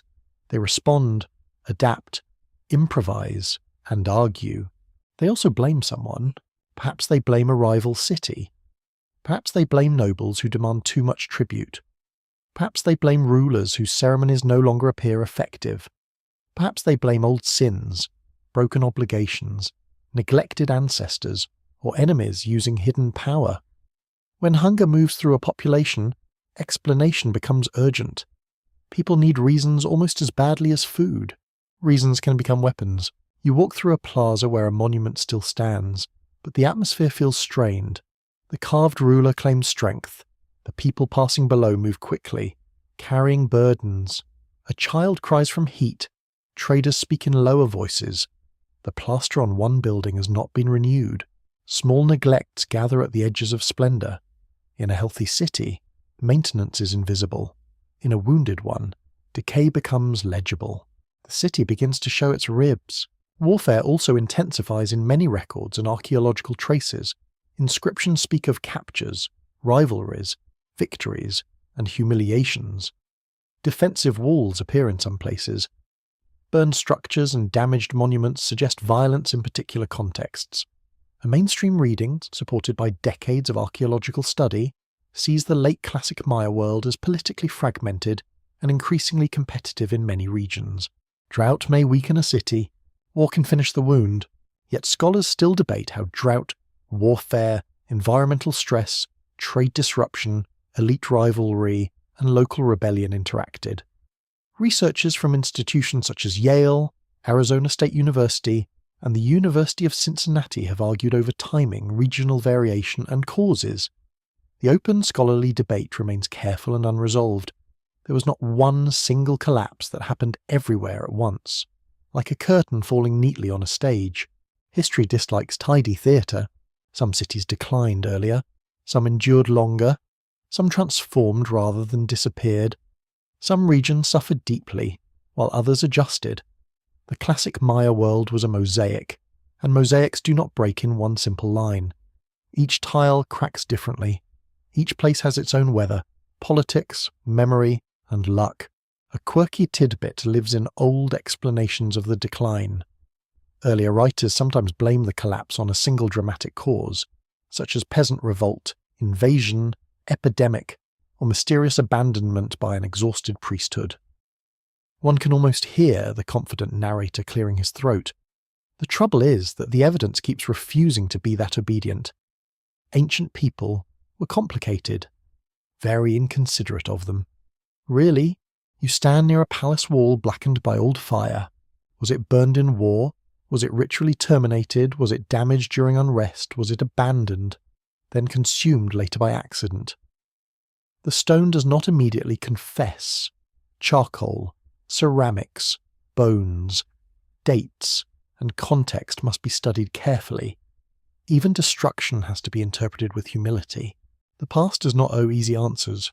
Still, the unease grows.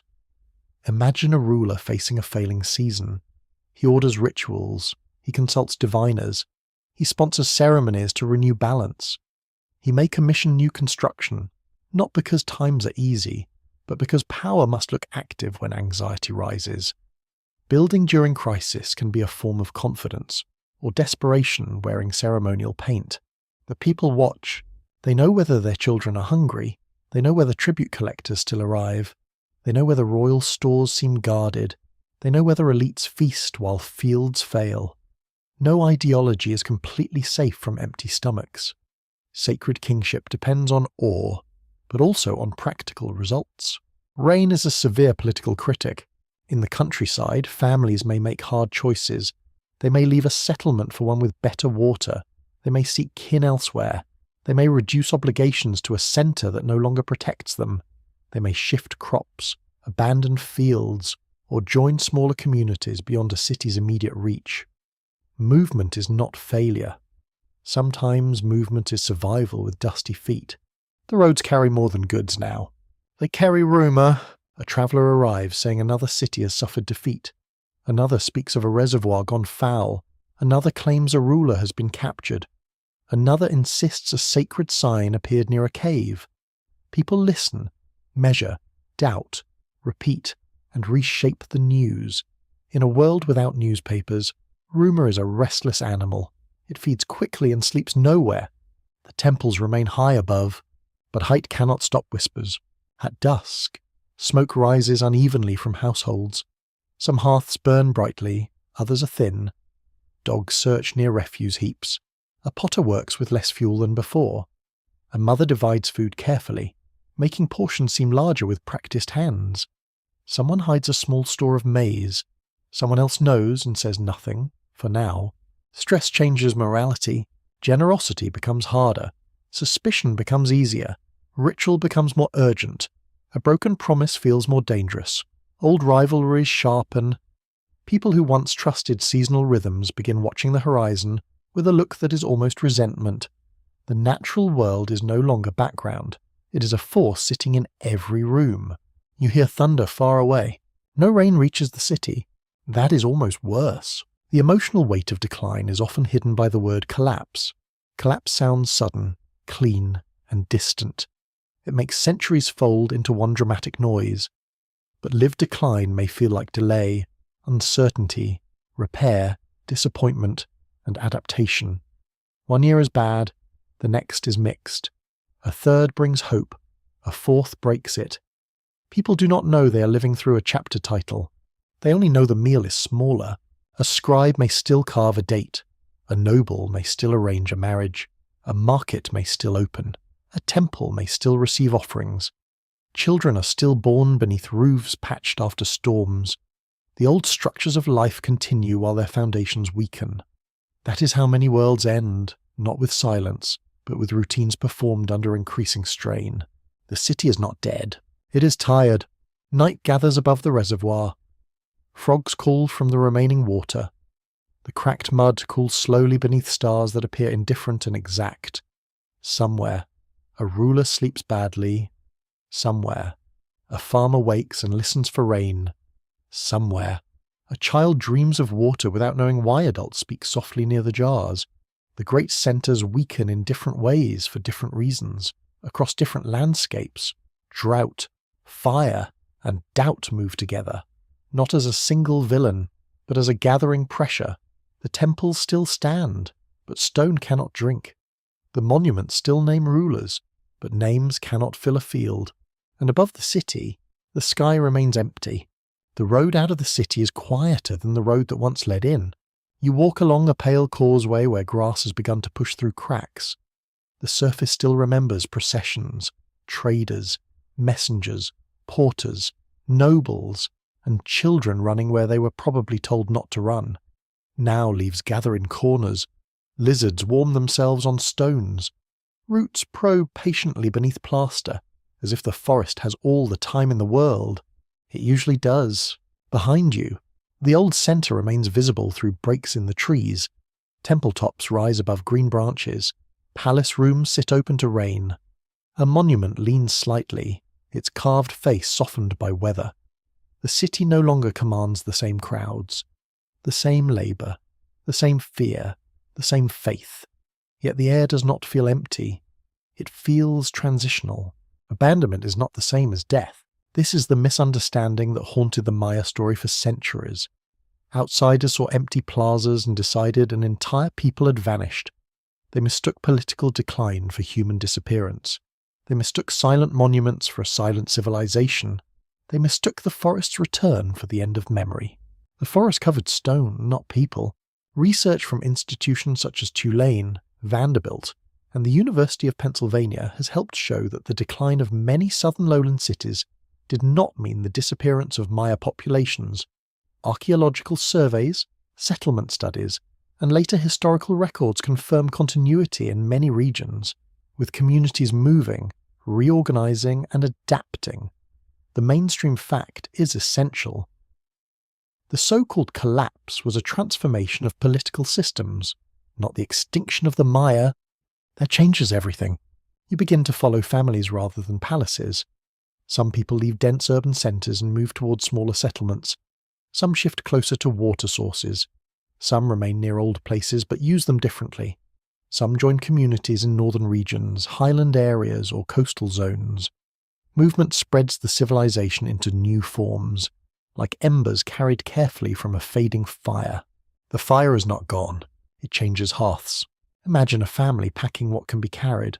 Stone tools, seeds, wrapped cloth, a few ornaments, perhaps a vessel that belonged to a grandmother, perhaps a story no one thinks of as luggage, though it may be the most durable thing they own. They step away from a city whose plazas once seemed permanent. Children ask whether they will return. Adults answer in ways that do not promise too much. Ancient parents were not immune to uncertainty. They walk through heat, insects, and damp green shade. The forest is not simply swallowing a ruin, it is witnessing a human decision. To leave can be grief. It can also be strategy. A place may hold ancestors, memories, and sacred obligations. But it cannot demand that children starve beside it. Survival can look like betrayal. A quirky tidbit clings to early modern imagination. Many 19th century visitors described Maya ruins as mysterious lost cities, sometimes with a romantic melancholy that conveniently ignored nearby Maya communities. The dramatic mood was useful. A vanished race sells better than neighbours with living languages and inconvenient claims. History, when poorly told, has a strange talent for misplacing living people. The truth is less tidy. Some old centres remained places of memory and ritual. Even when royal courts dissolved, ruins could retain a sacred force. A temple no longer used by a king might still matter to local people. A broken plaza could still be known. A collapsed structure could remain a landmark, warning, shrine, or story. Human relationships with places rarely end because administration fails. Ask any abandoned town. Its stones still have opinions. You stand inside a former palace room where vines hang through the roof. Rainwater has stained the walls. A bird nests in a corner where officials may once have waited for orders. The chamber feels ruined, but not meaningless. Ruin is not the opposite of meaning. Sometimes ruin concentrates meaning by stripping away distraction. The polished court is gone! The question remains, what does a civilization become when its rulers can no longer hold it together? It becomes households. It becomes regional traditions. It becomes language. It becomes farming knowledge. It becomes calendars adjusted to new circumstances. It becomes ceremonies held away from monumental centres. It becomes memory carried in bodies, food, songs, and names. It becomes harder to see from a distance. That may be why it survived. Monumental power is visible, but visibility attracts danger. It gathers wealth, rivalry, expectation, and pressure. When the great courts weakened, the Maya world did not have to vanish because it was never stored only in those courts. Its deeper systems had always lived in daily practice. Maize still needed planting, children still needed teaching, ancestors still needed remembering, water still needed respect. The quiet structures endured. Scholars still debate what happened to different populations after major city centres declined.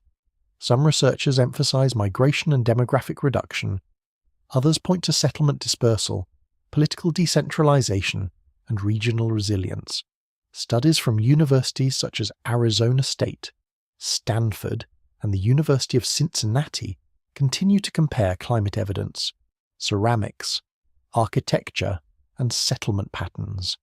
The open question is not whether life continued, it is how life reorganized itself across many landscapes. The answer refuses one shape. In some areas, populations shrank dramatically. In others, communities persisted close to old centres. In the north, new powers grew. In the highlands, different political traditions strengthened. Along coasts and trade routes, movement and exchange continued. The end of one order became the beginning of several others. History did not stop. It branched. You can picture it like water. A reservoir cracks, and water escapes through many channels.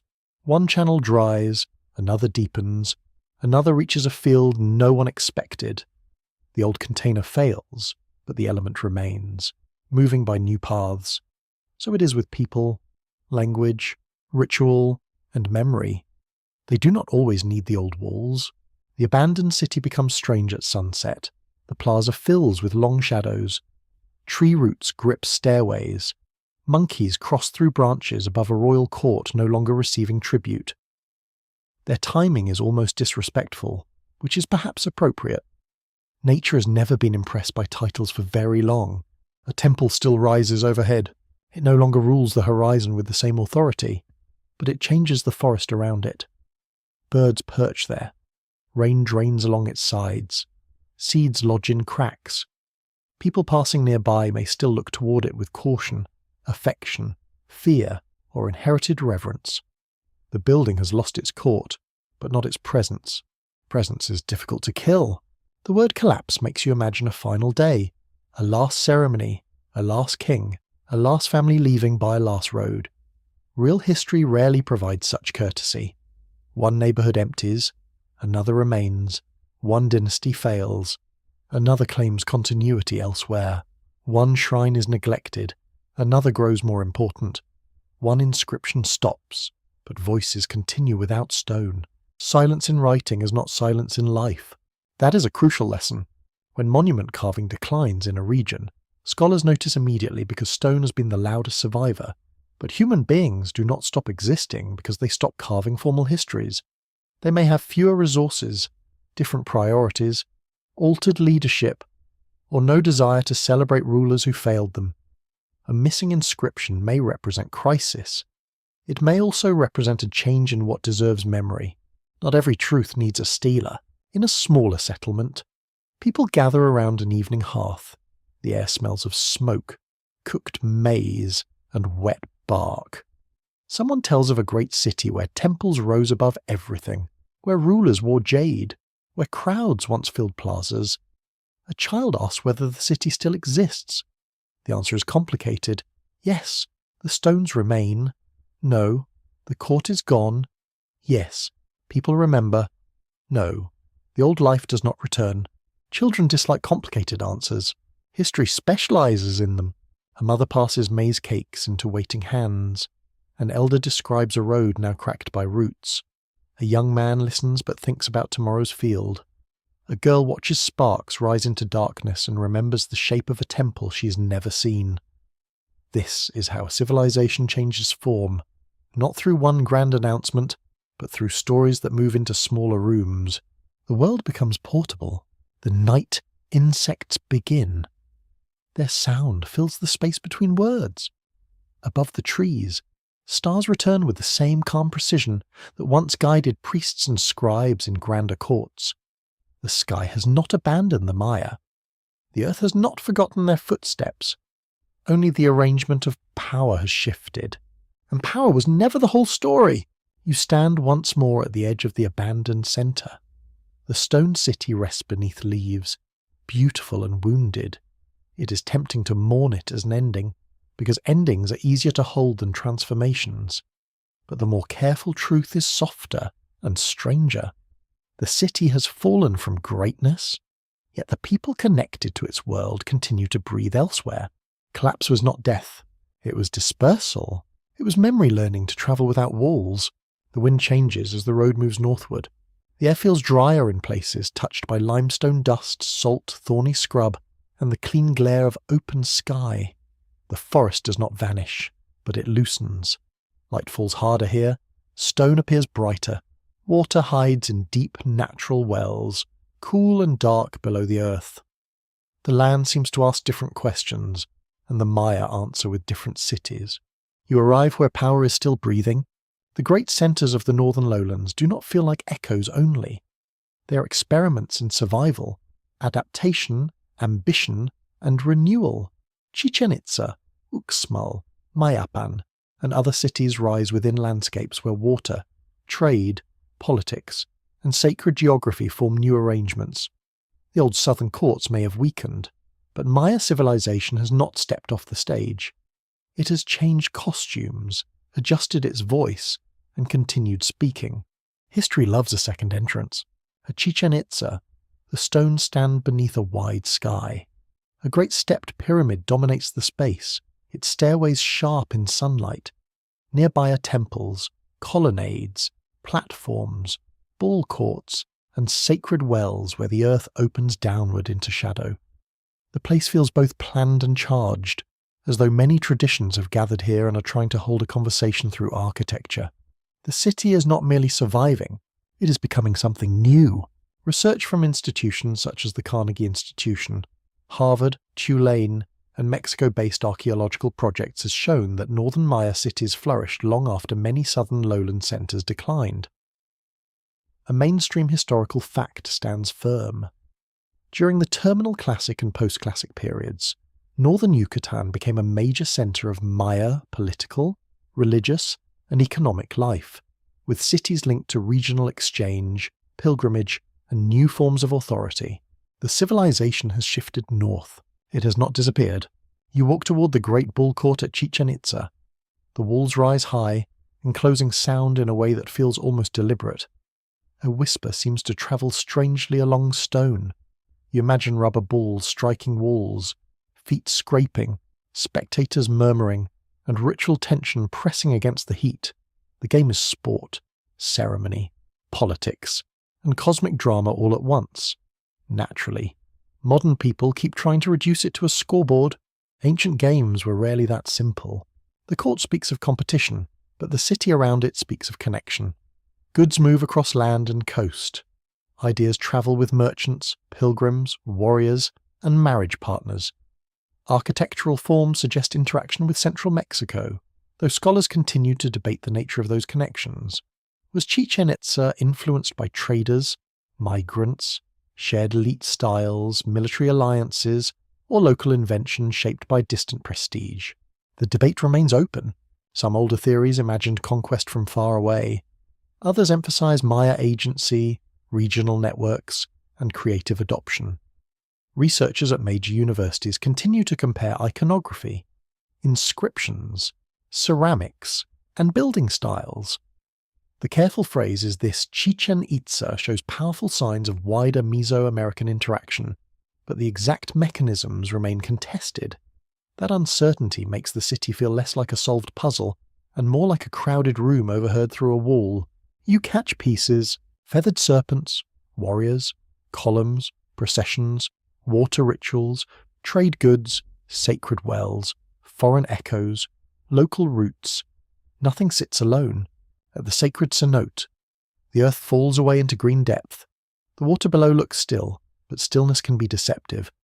Offerings were placed here over time, including objects of jade, gold, copper, shell, pottery, and human remains. The place drew attention from explorers, archaeologists, pilgrims, and storytellers because it seemed to gather both devotion and dread. The air cools near the edge. A quirky tidbit clings to this well. Early 20th century dredging recovered precious objects from the cenote, but methods were often rough by modern standards, closer to treasure hunting than careful archaeology. The past survived the water, then had to survive enthusiasm. That is often the problem with discoveries. People find them, then immediately become dangerous with good intentions. You look down into the dark water. It gives back no answer. Farther west, Uxmal rises with a different grace. Its buildings seem to move with the land, elegant and precise, their facades decorated with masks, geometric patterns, and long stone rhythms. The Pyramid of the Magician stands with an unusual rounded presence, and the so-called nunnery quadrangle opens into careful architectural harmony. Names given by later outsiders are not always useful, but the stones beneath them remain eloquent. Uxmal feels like carved sunlight. Here, Puke-style architecture transforms the visual language of power. Upper facades bloom with stone mosaic decoration, while lower walls remain plainer, creating contrast and balance. The city depends on stored rainwater rather than rivers, using chultuns and other water management systems. In such a landscape, water is not just a resource, it is a discipline, a memory, and a constant test of planning. Rain becomes the architecture. You can almost smell it coming before it arrives. Dry dust lifts in a faint wind. Leaves turn their undersides to the sky. People glance upward, then rain strikes stone, roof, courtyard, and skin with sudden force. Water rushes towards storage places. Every drop matters.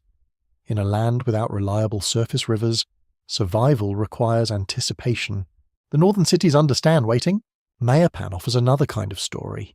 Its walls and dense settlements speak of a later political world, closer in time to Spanish arrival, where power may have been shared among noble houses, contested through factions, and held within a fortified city.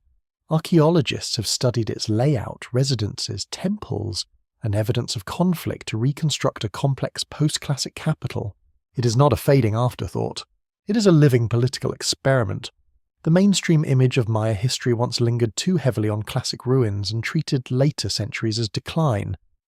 Yet Mayapan, coastal trading communities, highland kingdoms, and northern centres show continuing vitality. Trade reaches across the Caribbean world. Cotton, salt, cacao, obsidian, ceramics, and other goods move through networks shaped by both need and prestige. Canoes travel along coasts where water reflects bright sky. The sea becomes a road. At coastal settlements, the smell of salt replaces the deep forest air. Waves strike limestone. Traders watch horizons for approaching canoes. Fishermen mend nets. Merchants discuss cargo beneath harsh light. Shrines stand near water, where offerings can meet wind and spray.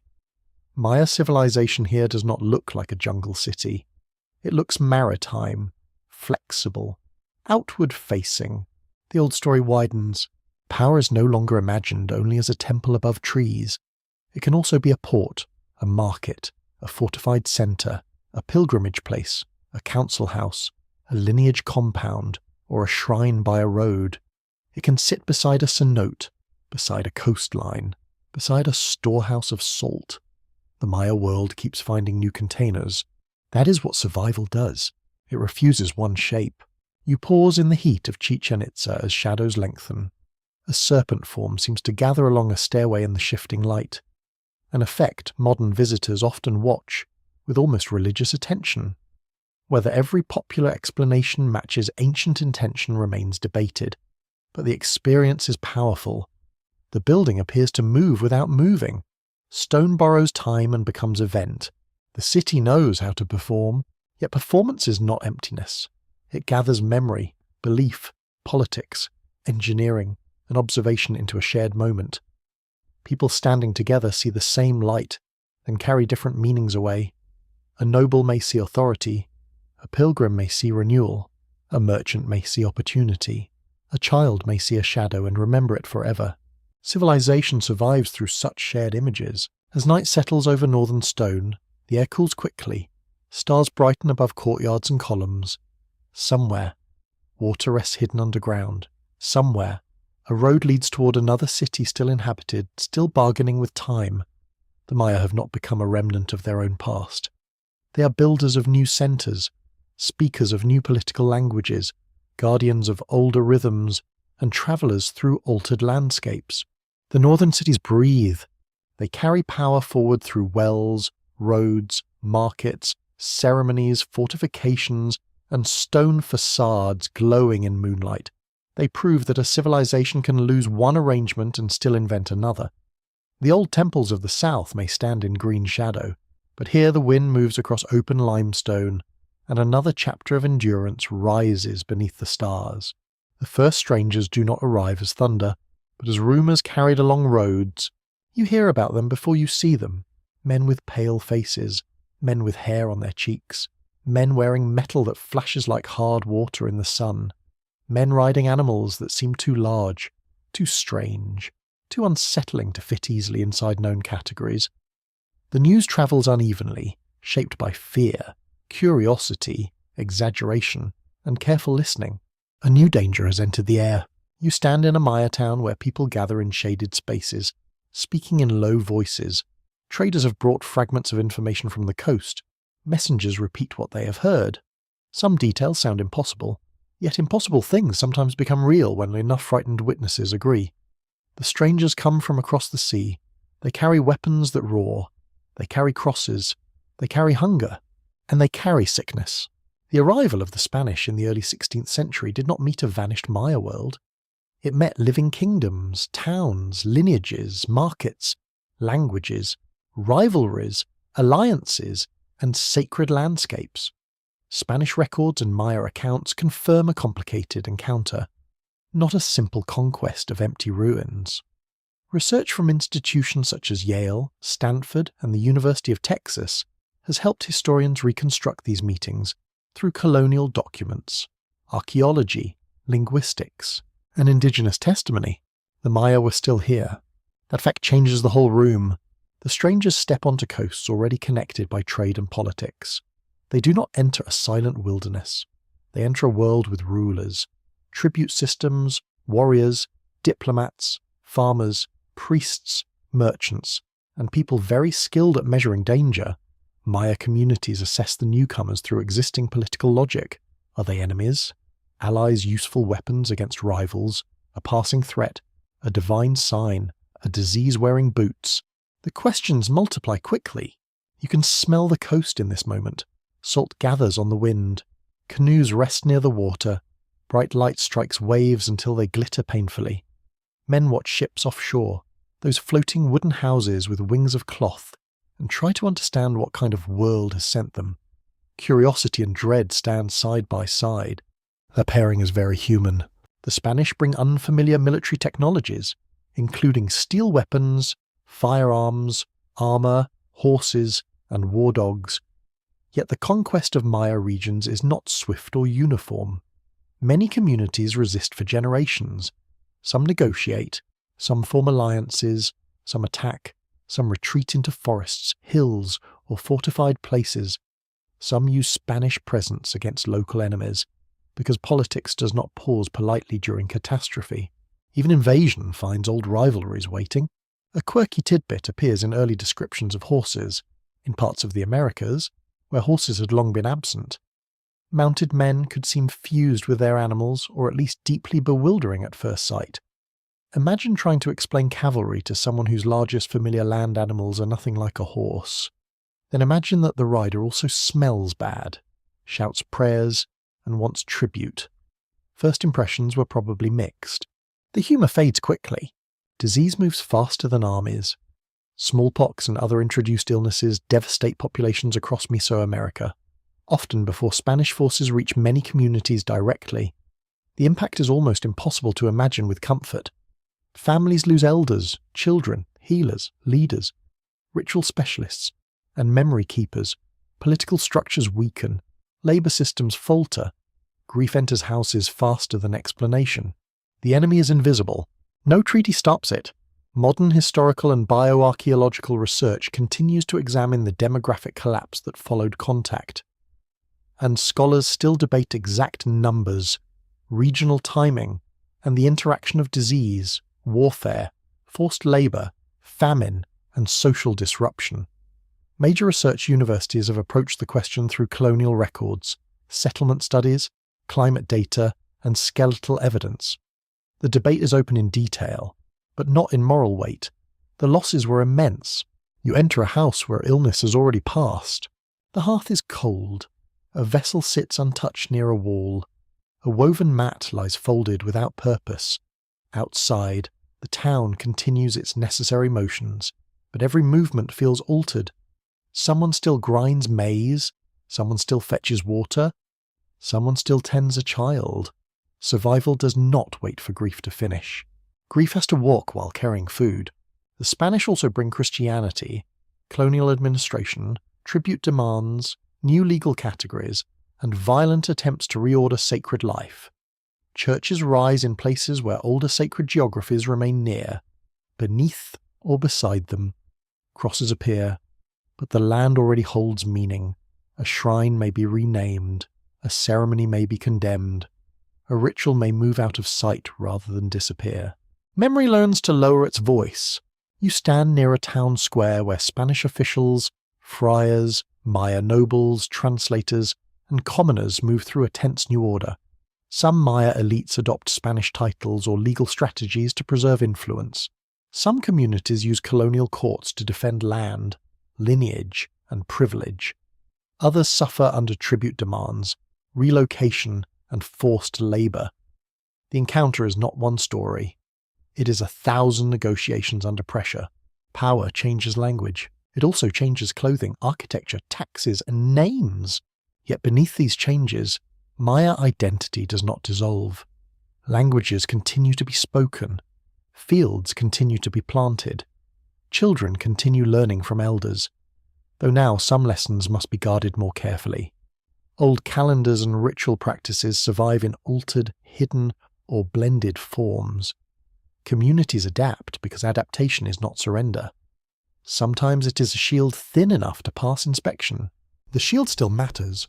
You imagine a Maya scribe or noble hearing Spanish words spoken through an interpreter. The new order demands documents, confessions, tribute lists, maps, and testimonies.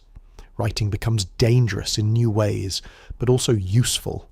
Indigenous authors will later record histories, petitions, genealogies, and memories using alphabetic script adapted to Maya languages. The old glyphic world is wounded, but the habit of recording meaning does not vanish. The hand learns another tool. Spanish chroniclers sometimes misunderstood what they saw, or reshaped it through their own religious fears and political goals. Maya witnesses, too, wrote from positions shaped by survival, alliance, grief, and strategy. The sources are precious, but not innocent. Every document has a room behind it. Every testimony has pressure in the walls. History must listen through distortion. At the edge of a settlement, you watch people return from fields as evening falls. Their clothing is dusty and their faces are tired. Smoke rises from homes, just as it had for generations. Yet the world has changed around that smoke. Foreign rule approaches. New diseases remain feared. Priests denounce old practices. Tribute collectors count what families cannot easily spare. And still the maize must be cooked. This is the quiet astonishment. The Spanish arrive with force, scripture, steel, and disease, but they do not find a civilization already dead. They find one alive enough to resist, adapt, argue, hide, remember, and endure. The conquest is devastating, but devastation is not disappearance. It bends the Maya world violently, yet it doesn't erase its roots. Night deepens over the town. Somewhere, a bell rings from a new church. Somewhere else, an elder speaks softly in a Maya language beside a hearth. The sounds overlap uneasily. Neither one cancels the other completely. The old world has been broken open, but pieces remain warm in human hands. A child listens. That child will inherit fear, loss, adaptation, and memory. He or she will grow inside a world where foreign authority claims to have renamed everything. Yet the hills keep their shapes. The fields keep their seasons. The old stories do not all vanish at once. Some are hidden in prayers, some are folded into songs, some are carried in silence. The strangers have arrived. The story has darkened. But beneath the new bells, beyond the steel and smoke and unfamiliar words, the civilization still breathes in the people who refuse to become a vanished thing. The flames rise quietly at first, as if even fire understands it has entered a library. You stand in a colonial courtyard where painted books are stacked under watchful eyes.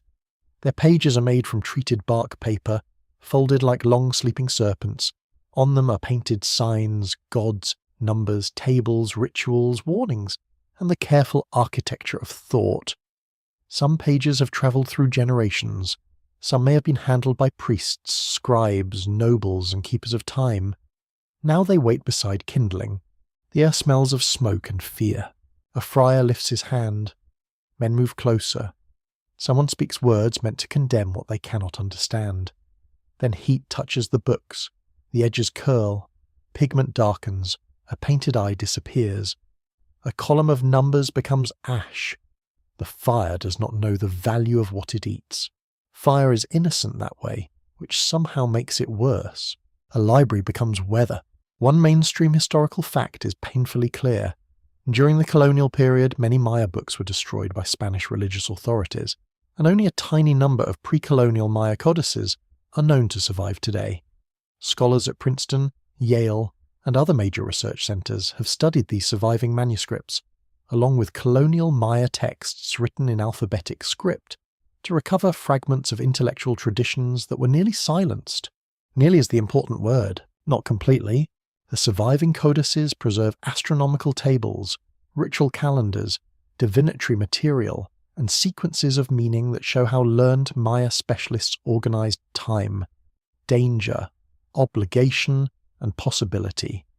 They are not casual notebooks. They are disciplined works of observation, theology, mathematics, and ritual interpretation.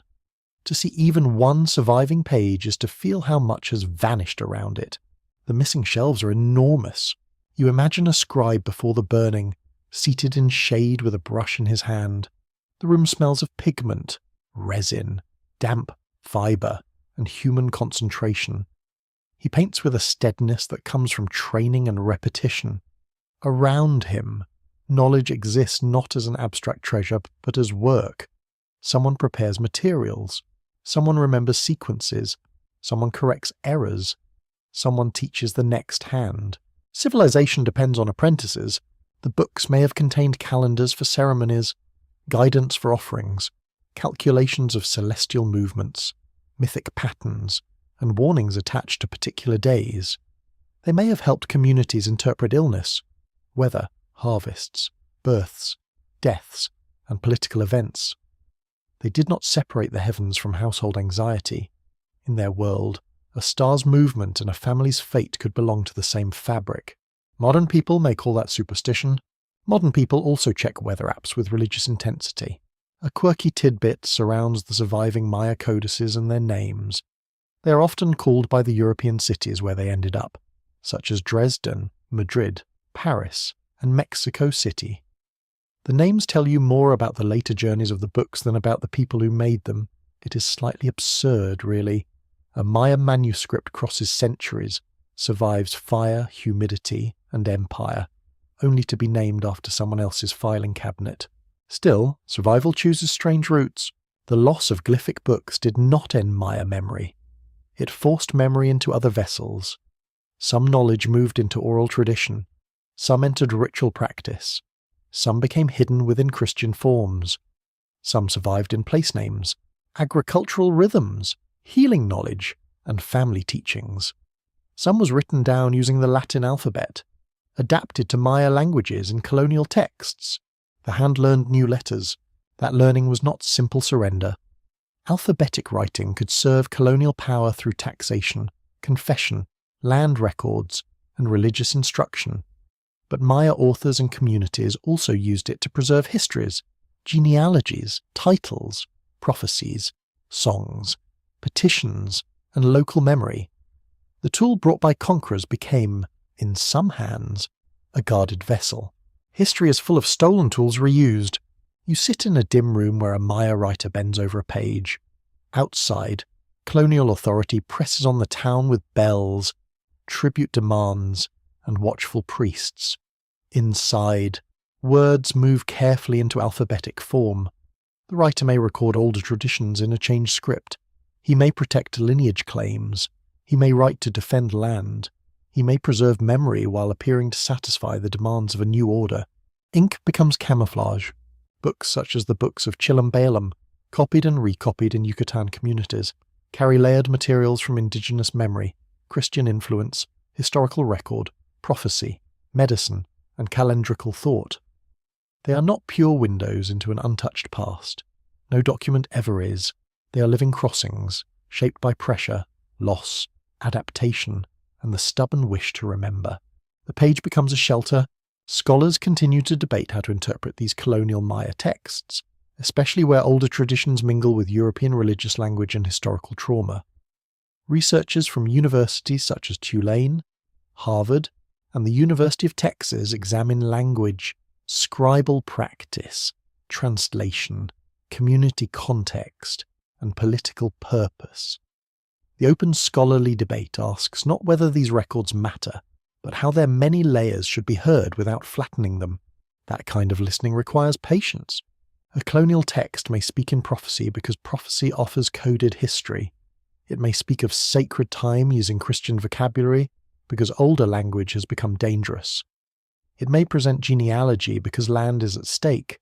It may remember conquest not as a single invasion, but as recurring disorder, sickness, tribute, forced labour, and spiritual attack. The words carry bruises. They also carry strategy. You picture a village at night. The church bell is stopped. Fires burn low. An elder speaks to the younger listeners in a room where shadows soften faces. Some teachings are shared openly. Others are held back until trust is certain. In such a world, memory is not simply passed down. It is protected, rationed, concealed, and released with care. Not every listener is safe. The burning of books created a wound, but wounds can form scars, and scars are records of survival. The Maya did not preserve knowledge only by keeping documents whole. They preserved it by making knowledge mobile, in speech, in ceremony, in planting, in weaving patterns, in the names of hills and caves, in the timing of offerings, in jokes that outsiders did not understand. Silence can be an archive. This is difficult for empires to grasp. They often believe that destroying a book destroys the mind that made it. They confuse objects with the whole of culture. They imagine that language can be replaced by decree, that gods can be dismissed by sermon, that a people can be made new by burning old pages in a courtyard. Empires are often very confident. They are not always observant. A child who watches a book burn may later remember the smell. The child may not know the full contents of the lost pages, but may inherit the lesson that some knowledge is dangerous because others fear it. That lesson can become identity. It can become caution. It can become refusal. The ash enters memory. You stand beside the remains of the fire after people have left. The courtyard is quieter now. Tiny flakes drift upward and fall against stone. A fragment of blackened page crumbles at the edge. No one can reconstruct the whole book from that scrap. No one can bring back every table, prayer, omen, image, or painted date. Loss must be allowed its full size. But loss is not the only presence. Some books escaped.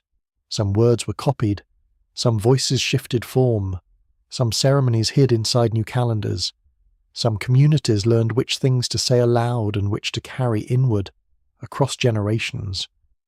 Maya memory moved through danger like water through cracked stone, finding narrow passages where none seemed open. The fire wanted an ending. It did not receive one. The night cools around the courtyard. Smoke thins into the dark. Beyond the walls, people are still speaking in their own languages. Someone is teaching a child the name of a plant. Someone is remembering a day sign, though perhaps in a whisper. Someone is placing older meaning inside newer words. Someone is watching the ash and deciding, quietly, what must never be forgotten. The books burned. The voices learned to hide. And hidden voices, when carried long enough, become one of the deepest forms of survival. Morning comes softly over a village that empire has failed to understand. You stand where low houses gather around paths packed hard by bare feet. Sandals, rain, and many patient years. Smoke rises from hearths before the sun clears the trees. A rooster does not belong in the oldest Maya world, but in this colonial village it does. Loud and self-important, announcing the day as if it invented morning. People wake beneath foreign rule, yet the first work of the day is still their own. Water must be carried. Maize must be ground. Children must be fed before history can continue. The colonial order has arrived with officials, priests, tribute lists, church bells, new animals, new tools, new diseases, and new punishments. It tries to measure the village through categories written elsewhere. It wants people counted, baptized, taxed, relocated, instructed, corrected, and made legible. Yet life inside the village is never as simple as the record keeper imagines. A list cannot hold a people. One mainstream historical fact stands firmly in this quiet place. Maya communities survived colonial pressure by preserving language, farming practices, local leadership, ritual memory, weaving, land claims, and kinship networks. Research from major universities such as Stanford, Yale, Harvard, and the University of Texas has shown how colonial Maya towns used both resistance and adaptation to protect identity. Survival was not passive endurance. It was daily strategy. You hear that strategy in speech. A mother speaks to her child in a Maya language while kneeling near the hearth. Her words shape the child's world before any priest or official can name it. She does not deliver a speech about cultural continuity. She asks for a bowl, corrects a gesture, tells a story, warns against wasting food, and laughs when the child misunderstands something obvious. This is how language survives most stubbornly. It survives by being needed, outside. Men and women move toward fields that still define the rhythm of life. The land may now be claimed in colonial documents, argued over in courts, threatened by outsiders, or burdened with tribute demands. Yet the soil itself remains intimate. People know which place floods, which slope dries first, which tree marks a boundary, and which path belongs to memory rather than maps. Paper says one thing, feet know another. Village communities often defended land through legal petitions, testimonies, maps, and appeals to colonial authorities. This may sound surprising, even ironic, but survival sometimes means learning the language of the power pressing down on you. Maya leaders and scribes used alphabetic writing in colonial courts to protect community rights when possible. The courtroom became another field, one where words had to be planted carefully. Not every harvest was fair. Still, the effort mattered. A boundary described in a document could preserve fields. A genealogy could support a claim. A petition could slow an abuse. A local leader could negotiate tribute, labor drafts, and religious demands. These acts were not glamorous in the way pyramids are glamorous. They were more delicate and perhaps more exhausting. Empire often wins by paperwork, so resistance sometimes replies with paperwork. A quirky tidbit appears in the weaving house. Patterns in cloth can carry identity, community belonging, status, and memory in ways outsiders may admire without fully reading. Later observers often treated indigenous textiles as decoration, as if beauty were their only language. How convenient. A pattern can be beautiful and still be doing serious work. It can dress the body while quietly carrying a map of belonging. You watch a woman at her loom. Threads pass over and under with calm precision. Her fingers move faster than explanation. Cotton, colour, tension, and rhythm become cloth nearby. A younger girl watches closely, pretending not to be learning, which is one of the oldest forms of learning. The loom creaks softly. Outside, the church bell sounds across the village. The threads do not stop. That is the hidden force here. Colonial rule may demand public conversion, labour, taxes, new names, and attendance at church. It may condemn older practices, destroy shrines, or relocate people into towns designed for easier control. Yet inside homes, fields, hills, and guarded gatherings, older patterns continue to breathe. They shift, hide, blend, and reappear. Continuity is not always pure, it is often practical. Scholars continue to debate how Maya religious traditions changed under colonial Christianity. Researchers at institutions such as Oxford, Tulane, and the University of Chicago study parish records, indigenous texts, ritual objects, oral traditions, and community histories. Some emphasize suppression and rupture, others emphasize blending, hidden continuity, and local reinterpretation. The open debate matters because identity under pressure rarely survives by standing perfectly still. A river survives by bending. You enter the church courtyard during a feast day, candles flicker, incense curls through the air, familiar and changed at once. Saints stand dressed in cloth and flowers.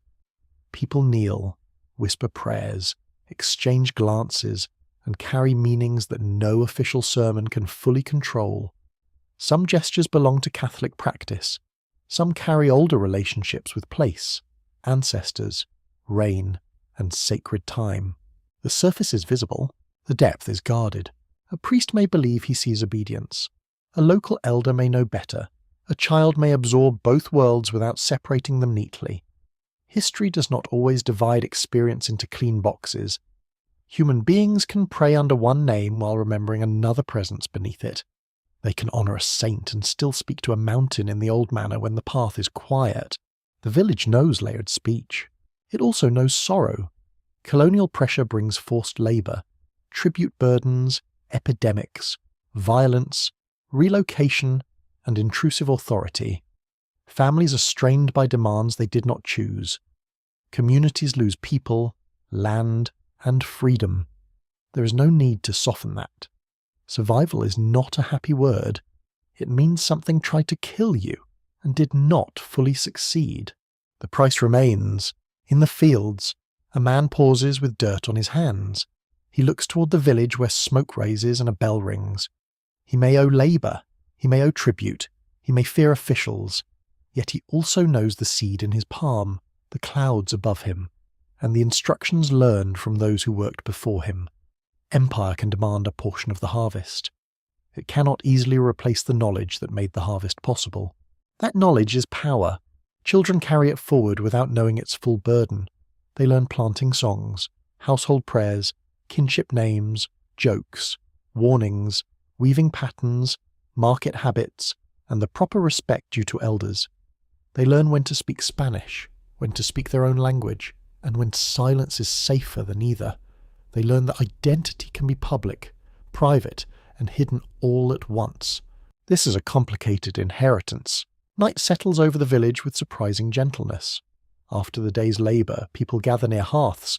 The smell of maize, beans, smoke, wax, and damp earth fills the rooms.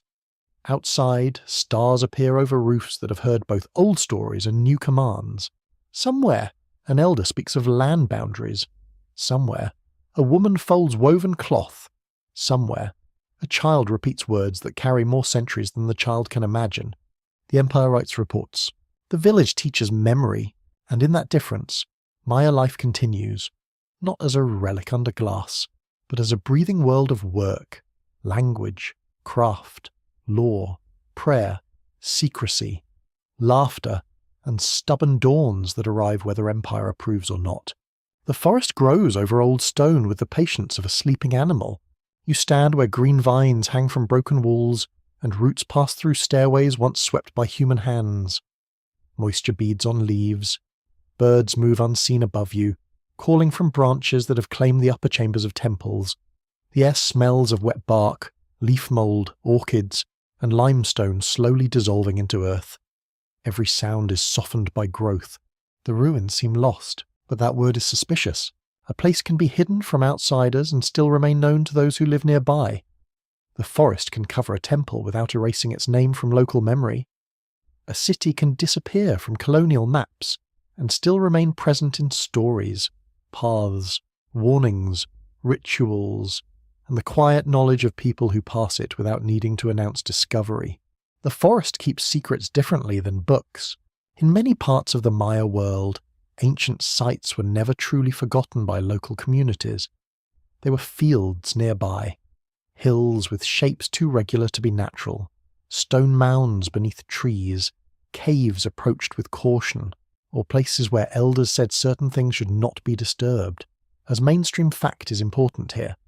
Many so-called rediscoveries by foreign explorers depended on Maya guides, labourers, and local residents who already knew where the old stone stood.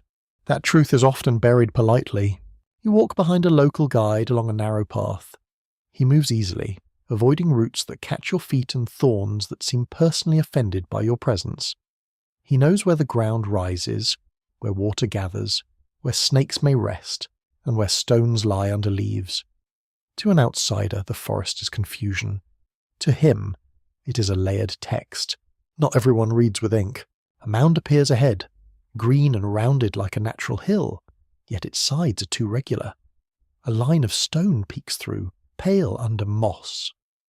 The guide stops and points, not with astonishment, but with recognition. He has known this place. His family may have known it. Others may have known it for generations. The drama belongs mostly to those arriving late. Discovery can be a little rude. There is a quirky tidbit in the history of exploration. Some early visitors wrote about hacking through jungle toward mysterious ruins, presenting themselves as heroic discoverers, while local Maya men carried supplies, opened trails, identified features, and explained names. Somehow the machete got more credit than the memory. History has a habit of applauding the loudest boots. The stone remains quiet.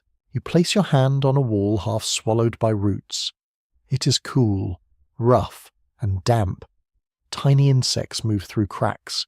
Ferns grow where plaster once shone. A tree rises from a terrace, its roots gripping masonry like fingers. This is not sudden destruction. It is a slow conversation between architecture and forest, each changing the other. The building becomes habitat. Bats sleep in chambers. Birds nest in carved openings. Seeds fall in a roof debris. Rain pools in depressions once shaped by builders. The city, no longer maintained by human labour, enters another kind of life. Not dead life, not human life. Forest life. The stones are reused by roots, shadow, fungus, and wings. Nature does not restore the past. It repurposes it. Scholars studying abandoned Maya centres often examine how quickly tropical environments can obscure buildings once maintenance stops. Research from major universities such as Pennsylvania, Boston University, and Arizona has shown that remote sensing, excavation, and settlement survey can reveal architecture hidden beneath vegetation. The mainstream evidence is clear. Many ancient Maya landscapes remained physically vast beneath the canopy. Even when visible stone seemed rare at ground level, the surface lies gently, the forest makes absence look complete. Yet for nearby communities, these places could remain woven into daily roots and cultural memory. A ruined platform might sit near a milpa. A mound might be avoided.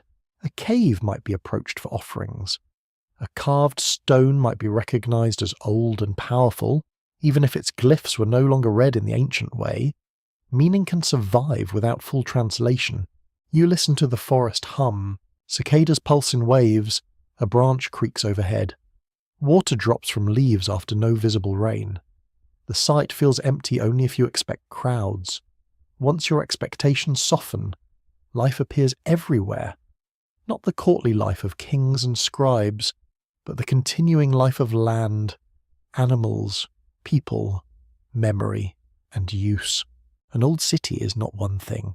It is ruin, shrine, quarry, landmark, danger, shelter, and rumour. Its stones may be borrowed for later buildings.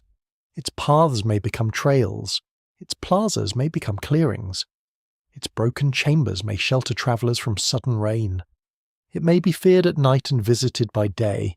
It may be owned by no one and remembered by many.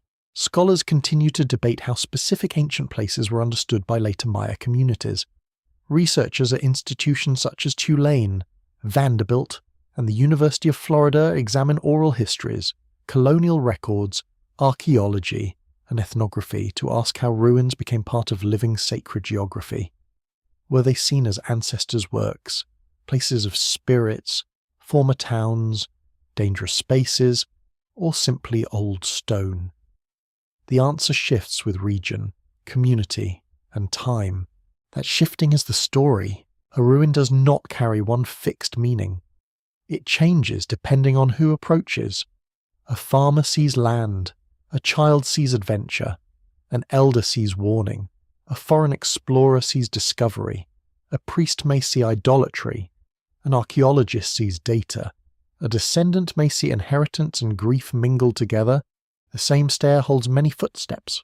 You imagine the centuries passing over one temple. First, the plaster cracks. Then saplings take root. A roof collapses. Rain fills a chamber with mud. Animals enter. Human visitors come less often, then differently.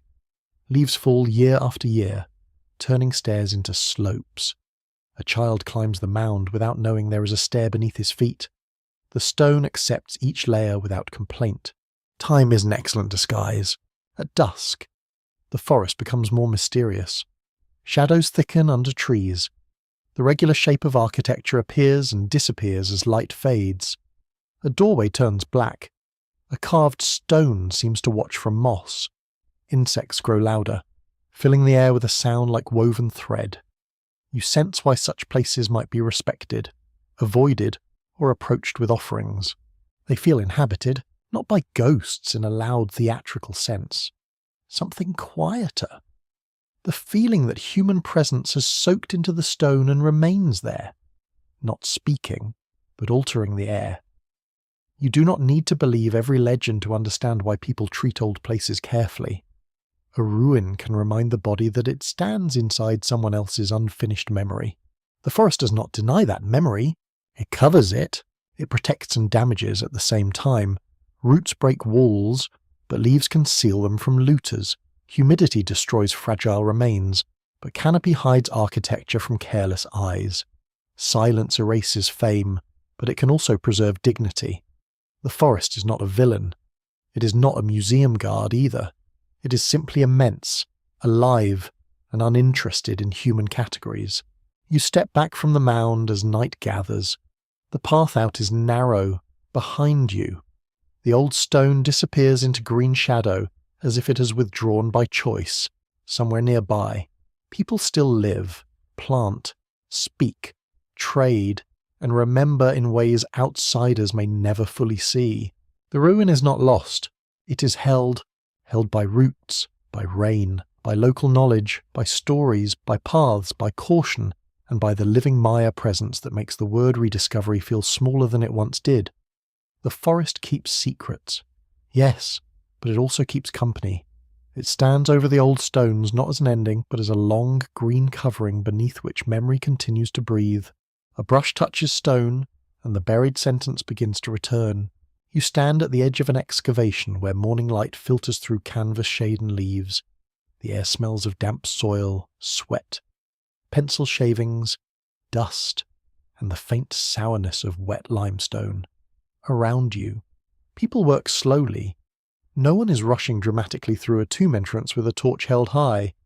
Real archaeology is quieter than that, and usually harder on the knees. A trowel scrapes gently, a notebook opens, a fragment of the past waits to be misread, unless someone is patient. The modern study of the Maya has unfolded through explorers, local guides, archaeologists, epigraphers, linguists, conservators, artists, and Maya scholars who have all helped rebuild histories from scattered evidence. Universities such as Harvard, Yale, Tulane, Pennsylvania, and Texas have trained researchers and supported fieldwork, while museums and institutes have preserved monuments, maps, photographs, casts, ceramics, and manuscripts. One mainstream fact is clear. The decipherment of Maya writing transformed the field by revealing dynastic histories, named rulers, warfare, ritual events, and political relationships once hidden inside the glyphs. The stones began speaking in names. That transformation did not happen all at once. It arrived through decades of comparison, disagreement, false starts, brilliance, and stubborn correction. A sign on one monument was compared with a sign on another. A date was checked, a name repeated, a pattern emerged, then failed, then returned in better form. Scholars argued, revised, published, doubted, and listened again. The past rewards humility slowly. You see an epigrapher leaning close to a carved panel. Her fingers do not touch the fragile surface. Her eyes trace curves softened by rain. A light is angled from one side, revealing shallow grooves invisible a moment earlier. What looked like decoration becomes structure. What seemed broken becomes partial. What seemed silent becomes a damaged verb waiting for context. Reading ruins is not romantic guessing. It is disciplined attention nearby. A Maya guide describes the landscape in ways the visiting team cannot learn from maps alone. He knows the seasonal paths, local place names, hills, caves, water sources, and stories attached to particular stones. His knowledge is not decorative. It shapes where people walk, what they notice, and how they understand the place. Without such guidance, many famous discoveries would have remained only green shapes under leaves. The guide reads the land, the scholar reads the sign. The fullest history needs both. There is a quirky tidbit in the long story of Maya research. Some early casts and drawings of inscriptions, made before modern photography and scanning, preserved details that later weathering erased. A Victorian copyist with tired eyes and questionable jungle boots sometimes accidentally became the guardian of a glyph. It is strange and slightly funny. Even imperfect paperwork can become a lifeboat for memory. Of course, the work has shadows. Early exploration often carried colonial attitudes, removed objects from their settings, and treated local people as labour rather than intellectual partners. Some monuments were cut, shipped, collected, or displayed far from the communities and landscapes that gave them meaning. The history of discovery is therefore not purely heroic. It includes curiosity, preservation, ambition, extraction, and uncomfortable silence. The past was studied. It was also taken. Scholars continue to debate how museums, universities, governments, and descendant communities should handle ancient Maya objects. Site management, excavation rights, conservation, and repatriation. Researchers at institutions such as Stanford, Brown, and the University of Chicago now engage more openly with questions of ethics, collaboration, and indigenous authority. The open debate is not only academic, it asks who has the right to interpret the past, care for it, profit from it, and speak in its presence. That question has weight. You walk into a conservation lab where the jungle seems very far away. The room is cool, bright, and careful. A painted vessel rests on a padded surface. Under magnification, a figure appears, outlined in red and black. Tiny cracks run through the scene like dry riverbeds. A conservator steadies her breath before touching the surface. Repair here is almost a form of listening. Too much intervention can harm. Too little can allow decay. The ancient object sits between rescue and restraint, which is where much of history sits as well. New technology has changed the search for Maya landscapes. Airborne laser mapping, satellite imagery, ground-penetrating radar, digital modelling, residue analysis, and refined dating methods have revealed settlement patterns, roads, terraces, reservoir, fortifications, and agricultural systems hidden from ordinary sight. Science does not remove the mystery. It changes its scale. Suddenly yes, the empty forest is crowded again. You see a computer screen glowing in a field station. A digital image shows the ground stripped of tree cover by laser data. Not physically, but visually. Beneath the green canopy appear rectilinear platforms, causeways, walls, channels, and house mounds. The effect is unsettling. The forest you walk through was never blank. It was a city, a countryside, a network of human decisions quietly wearing leaves. This is not magic. It feels close enough, yet data still needs interpretation. A raised line may be a road, a wall, or something more complicated. A mound may be domestic, ceremonial, defensive, or reused across centuries. A reservoir may reveal engineering, social organization, and environmental stress. Each discovery opens questions rather than closing them. The more you see, the more careful you must become. Knowledge expands the darkness around it. The decipherment of glyphs also reshaped familiar ruins into historical places. Tikal became not just grand architecture, but a city with named rulers, rivalries, defeats, victories, alliances, and ritual acts. Palanque became a court with dynastic drama, written memory, and an extraordinary temple tomb. Copan became a royal centre with sculpted history and political vulnerability. Calakmul emerged as a major power in a wide network of conflict and influence. Names returned like distant footsteps. A ruler once known only as an image gained a personal identity. A war once invisible appeared in carved phrases. A period-ending ceremony could be placed in time.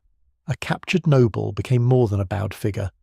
The ancient world grew less anonymous, and therefore more intimate. It is harder to call a civilization vanished when its people begin introducing themselves. You pause before a stela being documented. The team measures, photographs, sketches, and checks earlier records. The work seems repetitive, but repetition protects against imagination becoming too confident. A single mistraced sign can change a reading. A damaged date can bend an interpretation. A missing fragment can tempt the mind to fill gaps too neatly. Scholarly caution may not be glamorous. It is necessary. There is tenderness in this carefulness. Every note, scan, drawing, and translation is an attempt to repair the broken bridge between living attention and ancient intention. The repair is never complete. Weather has taken too much. Fire has taken too much. Looting has taken too much. Colonial violence has taken too much. But enough remains to make silence impossible. The Unforgotten returns in pieces. Maya scholars and community researchers increasingly shape the study of their own heritage, bringing language knowledge, cultural memory, ethical priorities, and local perspectives into the conversation. This is not a polite footnote to the story. It changes the centre of gravity. The past is not only something outsiders discover, it is something descendants interpret, protect, challenge, and live beside. The ancient voice has living relatives. Evening settles over the site, tools are cleaned, trenches are covered, notes are placed carefully in bags and folders. The forest grows louder as human labour stops. Insects rise into chorus. A bird calls from the canopy. The carved stone remains where it stood, marked now by new measurements, new photographs, and perhaps one small reading that makes a name clearer than it was at dawn. No grand revelation announces itself. Only a line becomes legible. Only a date finds its place. Only a person, long pressed into stone and weather, moves a little closer to being known. You understand then that rediscovery is not a single dramatic moment. It is a slow returning of context. It is the joining of inscription, soil, memory, language, map, object, and living testimony. It is a correction of old mistakes, and sometimes an apology still learning how to be spoken.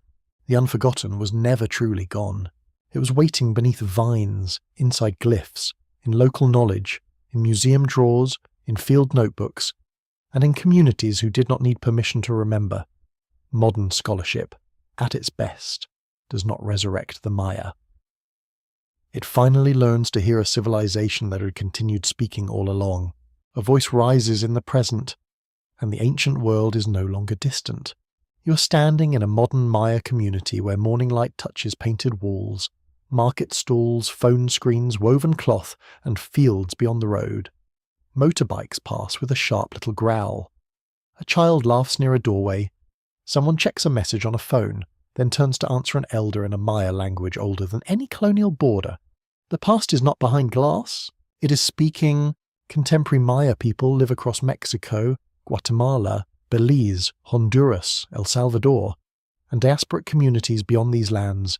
They are farmers, teachers, artists, linguists, activists, scientists, parents, spiritual leaders, students, writers, politicians, builders, and workers in cities and villages. One mainstream fact must stand plainly here. Millions of Maya people are alive today, and many continue to speak Maya languages, maintain cultural practices, and define their identities in modern terms. This should not surprise anyone, yet it still corrects centuries of bad storytelling. Research from institutions such as Stanford, Harvard, the University of Texas, and the University of Oklahoma has examined modern Maya language preservation, indigenous rights, migration, education, and cultural resilience.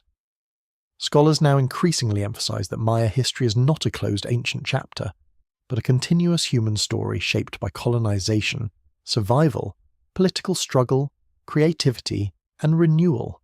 Continuity is not a museum pose. It wears work clothes. You step into a market where colour gathers almost too richly for sleepy eyes. Tomatoes, chilies, herbs, woven bags of fruit, flowers, pottery, plastic buckets, and bright cloth sit side by side. Old and new are not enemies here. They are neighbours, sometimes awkward ones, sharing the same crowded morning. A woman sells food while speaking to a customer in one language, then answering another person in Spanish. Language moves like water. Each choice carries awareness. Which language suits the market? Which one belongs at home? Which one is used in school, court, church, ceremony, or official paperwork? For many Maya communities, language has carried both intimacy and pressure. Colonial and national systems often punished or discouraged indigenous languages, yet families continued speaking them, teaching them, singing in them, joking in them, and thinking in them. A language survives through ordinary need. It also survives through pride. You hear young people discussing language classes, music, social media, and cultural projects. Some are fluent, some are reclaiming words that earlier generations were pressured to hide. Some move between languages with confidence, humour, and occasional frustration. Identity here is not a frozen inheritance. It is argued, practiced, lost in places, recovered in others, and carried differently by each generation. No civilization continues unchanged. That is not failure. There is a quirky tidbit in the modern story. Maya languages have entered digital spaces, appearing in texting, online videos, community radio, poetry recordings, teaching apps, and social media conversations. Ancient endurance now travels through fibre optic cables and cracked phone screens. Somewhere, an ancestor who carved glyphs into stone might have strong opinions about autocorrect, and honestly, who could blame them? The medium changes. The will to speak remains. Ceremony also continues in many forms, though it varies greatly by region, community, family, and personal belief. Some practices are public, while others are private or guarded. Some blend Catholic elements with older traditions. Some are rooted in specific local landscapes, mountains, caves, springs, crossroads, fields, or household altars. These living traditions are not performances staged for outsiders. They are relationships maintained within communities. Respect begins by knowing you are not owed everything. In a highland village, incense rises in cool morning air. Candles burn in careful arrangements. The scent is thick, sweet, and smoky, clinging to cloth and hair. A spiritual specialist speaks softly, attentive to day, offering, place, and purpose. Around the ceremony, modern life continues. Trucks pass on distant roads. A dog scratches itself without reverence. The sacred has always tolerated interruption. That does not make it less sacred. Scholars continue to debate how modern Maya ritual practices relate to ancient traditions, especially after centuries of colonial disruption, Christian influence, state violence, migration, and local change. Researchers at universities such as Tulane, Vanderbilt, and Chicago examine texts, ethnography, archaeology, and oral histories with increasing caution. The open scholarly question is not whether continuity exists, but how to understand continuity without forcing living people to become replicas of ancient ancestors. That caution matters. Too often, outsiders ask indigenous communities to prove authenticity by staying still. They want living Maya people to dress, speak, worship, and farm in ways that match tourist expectations or textbook images. But no one asks modern Italians to wear togas before they are allowed to claim Rome. Funny how that works. Identity does not require costume. It requires belonging, memory, and choice. You walk beside fields where maize still rises, green and necessary. Farming remains central for many communities, though economic pressures, land struggles, climate change, migration, and wage labour have transformed daily life. A farmer may plant maize in soil known through generations, then use a plastic container, a phone, a modern road, and market prices shaped far away. The scene is not less Maya because it is modern. It is Maya because Maya people live it. Food carries continuity in a language deeper than argument. Maize dough pressed by hand, beans simmering with herbs, chili sharp on the tongue. Cacao prepared for special occasions. Meals gather family and memory without announcing themselves as heritage. They simply feed people, which is how many ancient things survive best. The kitchen is a quiet archive. Art carries the story outward. Maya painters, weavers, writers, filmmakers, musicians, and scholars have used modern forms to speak about land, memory, violence, humour, spirituality, politics, and everyday life. Textile patterns continue to hold local significance in many places, even as markets and tourism alter production. A woven garment can be inheritance, income, identity, beauty, and negotiation all at once. Threads can carry arguments. They can also carry tenderness. Political life has been marked by struggle. Maya communities have faced land dispossession, racism, forced assimilation, civil conflict, labour exploitation, and violence, especially in Guatemala during the late 20th century. Yet indigenous movements, community organizations, language activists, legal advocates, and cultural leaders have fought for recognition, justice, education, land rights, and self-representation. This is not a romantic survival tale. It is hard history with living consequences. Endurance is not gentle. It is brave because it had to be. You stand at a community gathering where speakers address local concerns. The microphone crackles. Plastic chairs scrape the floor. Children drift at the edges, half listening, half bored, as children have always done during adult seriousness. The topics may include water, roads, education, language, land, migration, ceremony, or security. Democracy here smells faintly of dust, sweat, coffee, and patience. The civilization is not in ruins. It is in the meeting. A teacher writes words from a Maya language on a board. Students repeat them, some confidently, some shyly. The classroom is simple, perhaps noisy, perhaps underfunded, yet something immense is happening. A sound nearly pushed aside by centuries of domination is being made visible again. The letters are new compared with the old glyphs, but the breath behind them is not new. A child says a word. The room changes slightly. Even migration becomes part of continuity. Maya people who move to cities or other countries carry language, food, remittances, ceremonies, family obligations, music, and memory across borders. A village can now stretch into an urban apartment, a construction site, a restaurant kitchen, a university classroom, or a neighbourhood far from ancestral fields. Displacement is painful, but it can also create new networks of belonging. The map grows wider, night arrives over the modern town, electric lights flicker on, a television murmurs through an open window. Somewhere, an elder tells a story. Somewhere, a young person records a song. Somewhere, a mother sends a message to a child far away. Somewhere, maize cools on a plate while rain begins tapping on a metal roof. The ancient and modern do not cancel each other.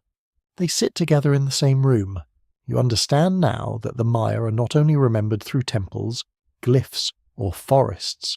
They speak in present tense. They argue, adapt, vote, teach, worship, farm, create, migrate, protest, laugh, and raise children. Their history is not merely a survival of fragments from the past.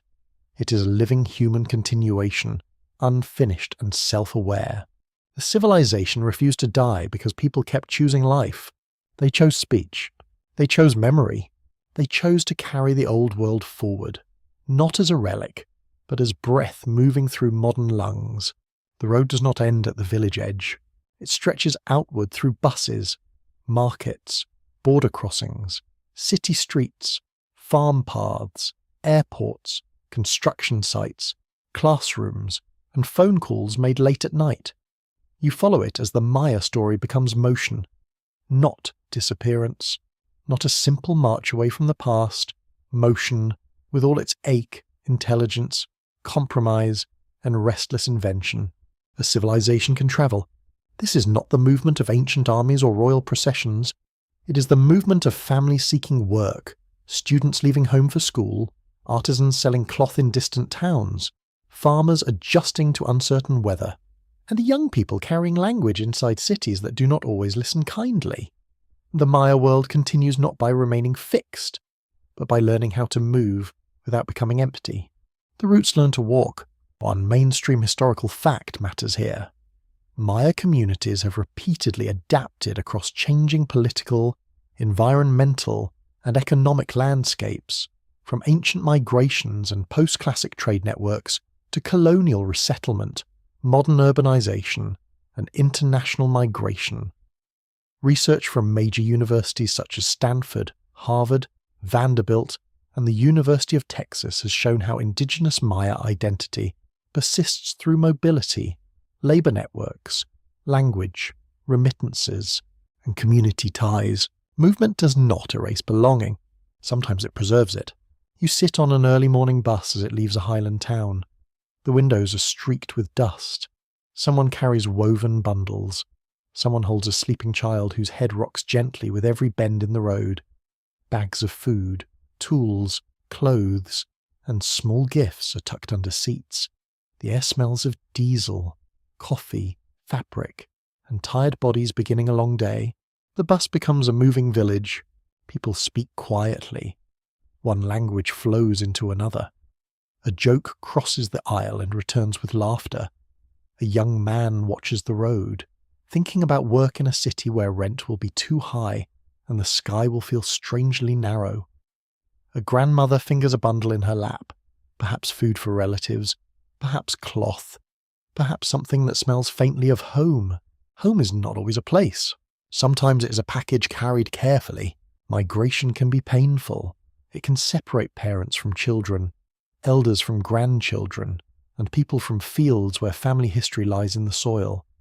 It can place Maya workers in factories as farms, kitchens, construction sites, or domestic labour where their skills are undervalued and their languages ignored. It can expose them to discrimination, danger, and loneliness. No honest story should make that sound graceful. But pain is not the whole movement. People send money home. They return for ceremonies when they can.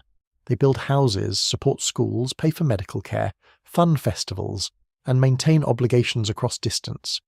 A community may stretch across countries and still hold itself together through calls, visits, shared food, remittances, prayer, and memory. The old village becomes wider than geography. The map becomes emotional. There is a quirky tidbit in this modern motion. In some Maya communities, a person may know exactly which relative in another country helped pay for a roof, a school uniform, a church repair, or a festival band.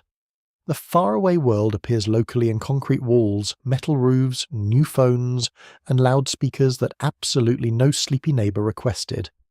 Continuity sometimes arrives with terrible audio quality.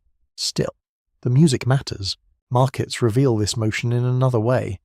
You stand among stalls where woven textiles hang beside plastic goods, phone chargers, machine-made clothes, handmade pottery, packaged snacks, herbs, and embroidered blouses. Tradition and global trade jostle each other without asking permission. A seller calculates prices, follows social media trends, remembers older designs, and knows what tourists misunderstand before they even open their mouths. Adaptation is skilled labour. A woven garment may now serve many lives. It can be daily clothing, ceremonial dress, tourist product, political statement, family inheritance, or artistic innovation. Some patterns remain closely tied to community identity. Others shift for markets. Some are copied cheaply by outsiders, raising questions about ownership, exploitation, and respect. A thread, once again, carries more than colour. It carries conflict. Scholars continue to debate how globalization affects Maya cultural expression. Researchers at Oxford, Tulane, and American universities examine whether market demand strengthens traditions by creating income, or weakens them by turning sacred and local designs into commodities. The careful answer is not simple. In some places, selling textiles supports families and sustains skills. In others, outside appropriation and tourist expectations flatten meaning. The same cloth can feed and wound. You walk into a city neighbourhood where Maya languages are heard in apartments, markets, churches, workplaces, and community gatherings. Streets carry the scent of fried food, exhaust, rain on concrete, and laundry drying from balconies. A child translates for an older relative at an office counter. A teenager answers a message in Spanish. then calls home in another language. Identity bends through daily necessity. Bending is not breaking. It can be exhausting, though. To move between worlds often means carrying double awareness: how to sound at work, how to speak at home, which name to give, which story to explain, which insult to ignore, which memory to protect. A person becomes fluent not only in languages, but in situations. That fluency has a cost. Still, new forms of Maya creativity rise from these crossings. Music blends older sounds with modern genres.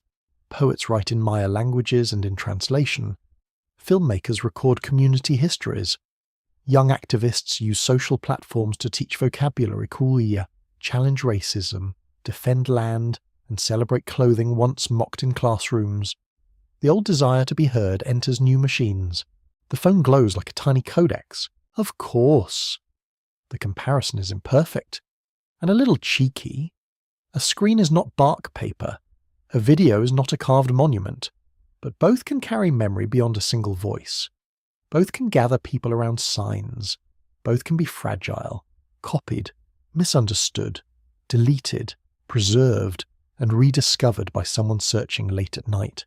Human beings keep inventing containers for memory. Climate change adds another pressure to the story. Rainfall patterns shift. Storms grow harsher in some regions. Drought threatens crops in others. Younger generations may leave farming because land is scarce, income is uncertain, or the weather no longer behaves as elders expect. The old relationship with maize remains powerful, but it is being tested by forces larger than any one village. The sky is changing again. You stand beside a field where maize leaves rustle in hot wind. The soil is dry at the surface. A farmer touches a plant and studies its colour. He knows older signs, but the season feels slightly wrong. He may use modern tools, government programs, old seed knowledge, advice from relatives, and prayers shaped by inherited rhythm. Survival has always meant combining what works. Purity is a luxury. Adaptation is older. This is the hidden pattern across 4,000 years. Villages grow into cities, cities fall into memory. Northern centres rise, empires arrive, books burn, languages hide, communities defend land, families migrate, young people return through art, scholarship, and speech. The Maya story does not move in a straight line from greatness to ruin. It coils, branches, retreats, emerges, and keeps changing names for endurance. You feel that pattern in evening traffic. A worker rides home after a long shift. Dust clings to his shoes. His phone holds messages from family. His hands may build someone else's house by day and repair his own roof when money allows. At night, he eats food that carries familiar flavours, hears a language that softens his shoulders, and sends a voice message across distance. Civilization is there too. Not grand, not carved, but alive. A young woman in a university classroom studies archaeology, law, medicine, linguistics, engineering, or education. She may face prejudice from people who imagine indigenous identity belongs only in the countryside or the past. She may answer with scholarship, activism, humour, exhaustion, and persistence. She may cite old inscriptions in one conversation and help her grandmother with paperwork in another. That is not contradiction. That is continuity with range. The Maya world in motion refuses the narrow choice outsiders often offer: remain ancient, or become modern and disappear. It chooses a third path, and a fourth, and 100 more. It becomes modern as Maya. It becomes urban as Maya. It becomes diasporic as Maya.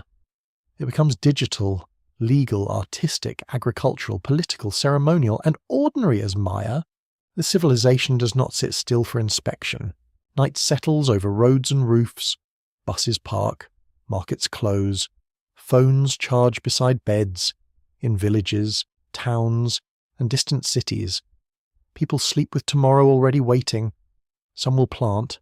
Some will travel. Some will teach children words their grandparents feared losing. Some will work under someone else's schedule while carrying an older measure of time inside them. Motion continues softly, and within that motion, the deeper truth becomes clear. A civilization survives not because it avoids change, but because it teaches change how to carry memory. The Maya have moved through forests, cities, courts, churches, markets, borders, and screens. They have changed because life demanded it. They have continued because memory demanded it too. The road goes on, and it carries voices. The deeper pattern appears only when the noise grows quiet. You are no longer standing in one city, one century, or one crisis. You're looking across the long shape of Maya endurance, where kingdoms rise like flames, books turn to ash, forests return over stone, and still people carry the world forward. The story does not behave like a straight road. It behaves like breath. Inhale, build, exhale, scatter, inhale again. This is the refusal to die, not as a slogan, but as a habit repeated across generations. A dynasty can fail. A temple can fall silent. A manuscript can burn. A foreign empire can rename towns and demand obedience. Yet a civilization is not stored in only one palace, one library, one monument, or one ruler's painted body. It is distributed among people, practices, landscapes, memories, languages, and food. That distribution becomes survival. One mainstream historical fact gathers the whole pattern into view. Archaeology, linguistics, colonial records, and modern ethnography all confirm that Maya civilization stretches across millennia through changing political forms, from early villages and classic kingdoms to post-classic cities, colonial communities, and present-day Maya peoples. Scholars at Harvard, Stanford, Tulane, Pennsylvania, and the University of Texas have all contributed to showing that continuity and transformation must be studied together. Continuity alone is too simple. Transformation alone is too empty. You stand beside a ruined stair where roots have entered the masonry. The stone is broken but not meaningless. It once lifted bodies towards ceremony. Later, it became a mound under leaves. Later still, it became evidence for researchers, for nearby communities. It may remain a known old place, a landmark, a warning, or a sacred presence. One stair, many lives. The object survives by changing roles. A similar thing happens with memory. A royal inscription may lose its original readers, then later become a puzzle for epigraphers, then a point of pride for descendants, then a classroom lesson, then a sentence spoken in a documentary at night. Meaning travels strangely. It changes hands. It becomes less complete, then more complete in another way. Fragments are not failures. They are how the past often arrives. A quirky tidbit belongs here, because history needs a little mischief to stay awake. For many years, popular culture loved announcing that the Maya had vanished, while living Maya people continued farming, speaking, weaving, organizing, and occasionally being asked by outsiders where the vanished Maya went. One imagines the patience required. It is a special kind of invisibility, to be standing in front of someone who is busy mourning your disappearance. The mistake is almost impressive, yet that mistake reveals something important. Many outsiders were trained to recognize civilization only when it looked monumental. Temples counted, kings counted, carved dates counted. But a grandmother teaching a child a word did not count. A farmer saving seed did not count. A village defending land in court did not count.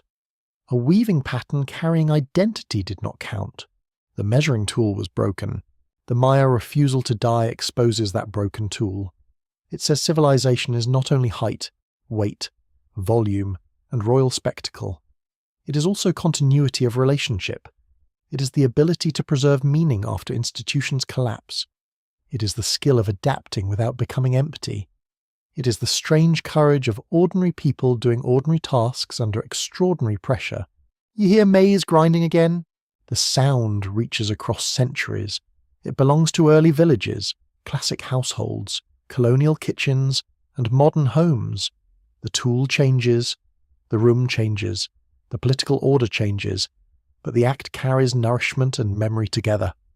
Food is not sentimental here. It is the daily argument against disappearance. A civilization that feeds children continues. The same is true of language. A word spoken at a hearth may outlast a royal title carved in stone. A lullaby may cross centuries more quietly than a conquest. A joke may carry identity where official records carry only taxes. This does not make monuments unimportant. It places them in a larger world, where stone and breath depend on each other. Stone remembers differently than breath. Breath travels better. Scholars continue to debate how best to define continuity across such long spans of history. Researchers from institutions such as Yale, Vanderbilt, and Oxford ask how ancient traditions, colonial transformations, and modern identities connect without pretending that nothing changed. The open debate is delicate. Too much emphasis on sameness can freeze living people into the past. Too much emphasis on rupture can erase the threads they fought to keep. The truth lives between those eras. You walk through an imagined landscape where all Maya centuries briefly overlap. In one clearing, early farmers choose seeds. In another, masons lift stone. Nearby, a scribe paints a date. Farther on, a ruler climbs a stair under feathers and jade. Beyond him, a family leaves a weakening city. A coastal trader watches the sea. A colonial elder hides a teaching. A modern student records a language lesson on a phone. The scene is impossible. It is also accurate in spirit. Each figure belongs to a different time, but each carries something onward. None owns the whole civilization. No single moment explains it. The Maya story refuses reduction because endurance itself is plural. It requires farmers and scribes, builders and mothers, guides and teachers, rebels and translators, weavers and lawyers, elders and children. It requires the named and unnamed. That is why the phrase "refuse to die" feels less like drama than recognition. Death came often in many forms: disease, war, drought, forced labour, burning books, stolen land, mocked language, silenced ritual, migration under pressure, discrimination in schools and streets. These were not small storms. They were long weather systems of harm. And still, continuation occurred, not perfectly, not painlessly, not as a simple victory march. Continuation happened with loss woven through it. Some knowledge vanished, some names disappeared, some songs were never taught again, some communities were broken, some sacred places were damaged. To honour survival honestly, you must also honour what did not survive. Survival is not the opposite of grief. It is grief carrying a seed. You hold that image gently.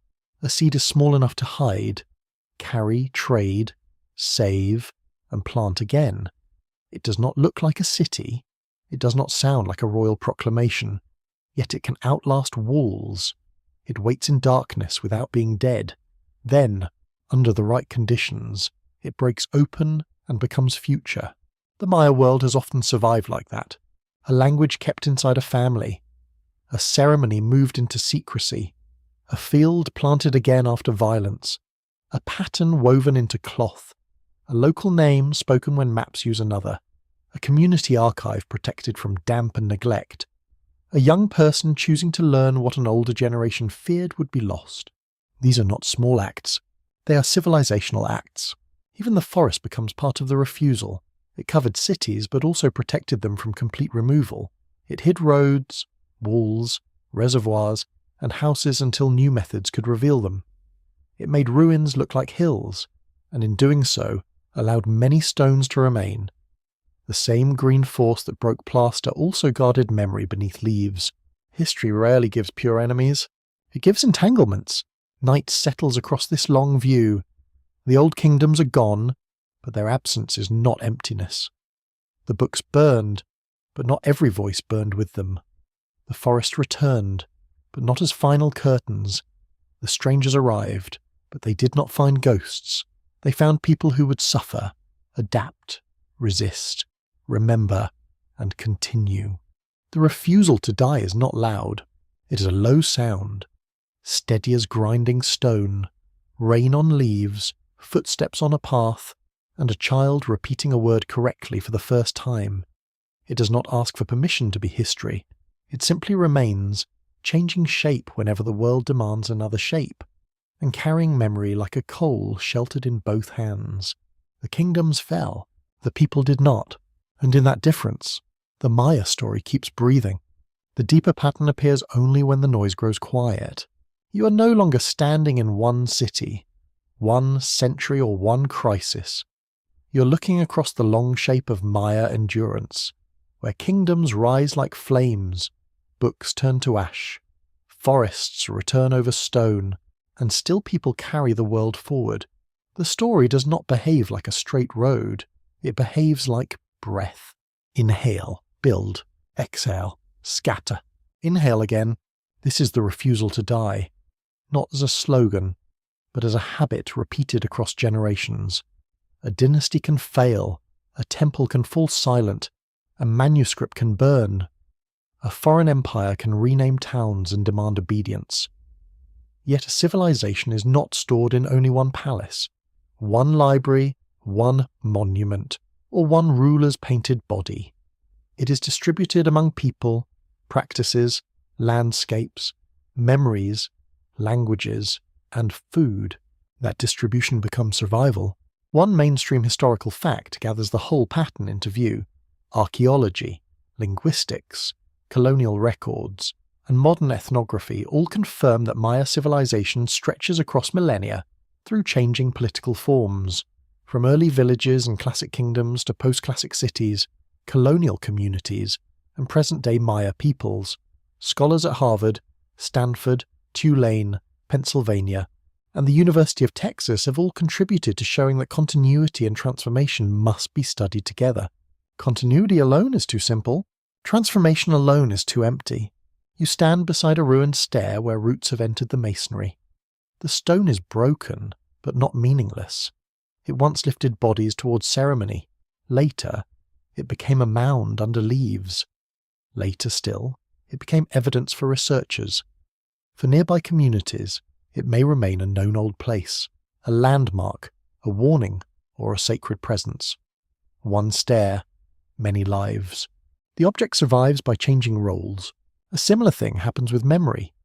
A royal inscription may lose its original readers, then later become a puzzle for epigraphers, then a point of pride for descendants, then a classroom lesson, then a sentence spoken in a documentary at night. Meaning travels strangely. It changes hands. It becomes less complete, then more complete in another way. Fragments are not failures. They are how the past often arrives. A quirky tidbit belongs here, because history needs a little mischief to stay awake. For many years, popular culture loved announcing that the Maya had vanished. While living Maya, people continued farming, speaking, weaving, organizing, and occasionally being asked by outsiders where the vanished Maya went. One imagines the patience required. It is a special kind of invisibility, to be standing in front of someone who is busy mourning your disappearance. The mistake is almost impressive, yet that mistake reveals something important. Many outsiders were trained to recognize civilization only when it looked monumental. Temples counted, kings counted, carved dates counted, but a grandmother teaching a child a word did not count. A farmer saving seed did not count. A village defending land in court did not count. A weaving pattern carrying identity did not count. The measuring tool was broken. The Maya refusal to die exposes that broken tool. It says civilization is not only height, weight, volume, and royal spectacle. It is also continuity of relationship. It is the ability to preserve meaning after institutions collapse. It is the skill of adapting without becoming empty. It is the strange courage of ordinary people doing ordinary tasks under extraordinary pressure. You hear maize grinding again? The sound reaches across centuries. It belongs to early villages, classic households, colonial kitchens, and modern homes. The tool changes, the room changes, the political order changes, but the act carries nourishment and memory together. Food is not sentimental here. It is the daily argument against disappearance.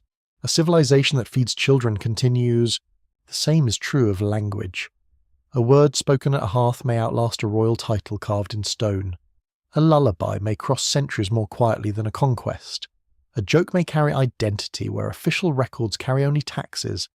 This does not make monuments unimportant. It places them in a larger world, where stone and breath depend on each other. Stone remembers differently than breath. Breath travels better. Scholars continue to debate how best to define continuity across such long spans of history. Researchers from institutions such as Yale, Vanderbilt, and Oxford ask how ancient traditions, colonial transformations, and modern identities connect without pretending that nothing changed. The open debate is delicate. Too much emphasis on sameness can freeze living people into the past. Too much emphasis on rupture can erase the threads they fought to keep. The truth lives between those eras. You walk through an imagined landscape where all Maya centuries briefly overlap. In one clearing, early farmers choose seeds. In another, masons lift stone. Nearby, a scribe paints a date. Farther on, a ruler climbs a stair under feathers and jade. Beyond him, a family leaves a weakening city. A coastal trader watches the sea. A colonial elder hides a teaching. A modern student records a language lesson on a phone. The scene is impossible. It is also accurate in spirit. Each figure belongs to a different time, but each carries something onward. None owns the whole civilization. No single moment explains it. The Maya story refuses reduction because endurance itself is plural. It requires farmers and scribes, builders and mothers, guides and teachers, rebels and translators, weavers and lawyers, elders and children. It requires the named and unnamed. That is why the phrase "refuse to die" feels less like drama than recognition. Death came often in many forms. Disease, war, drought, forced labour, burning books, stolen land, mocked language, silenced ritual, migration under pressure, discrimination in schools and streets. These were not small storms. They were long weather systems of harm. And still, continuation occurred. Not perfectly, not painlessly, not as a simple victory march. Continuation happened with loss woven through it. Some knowledge vanished. Some names disappeared. Some songs were never taught again. Some communities were broken. Some sacred places were damaged. To honour survival honestly, you must also honour what did not survive. Survival is not the opposite of grief. It is grief carrying a seed. You hold that image gently. A seed is small enough to hide, carry, trade, save, and plant again. It does not look like a city.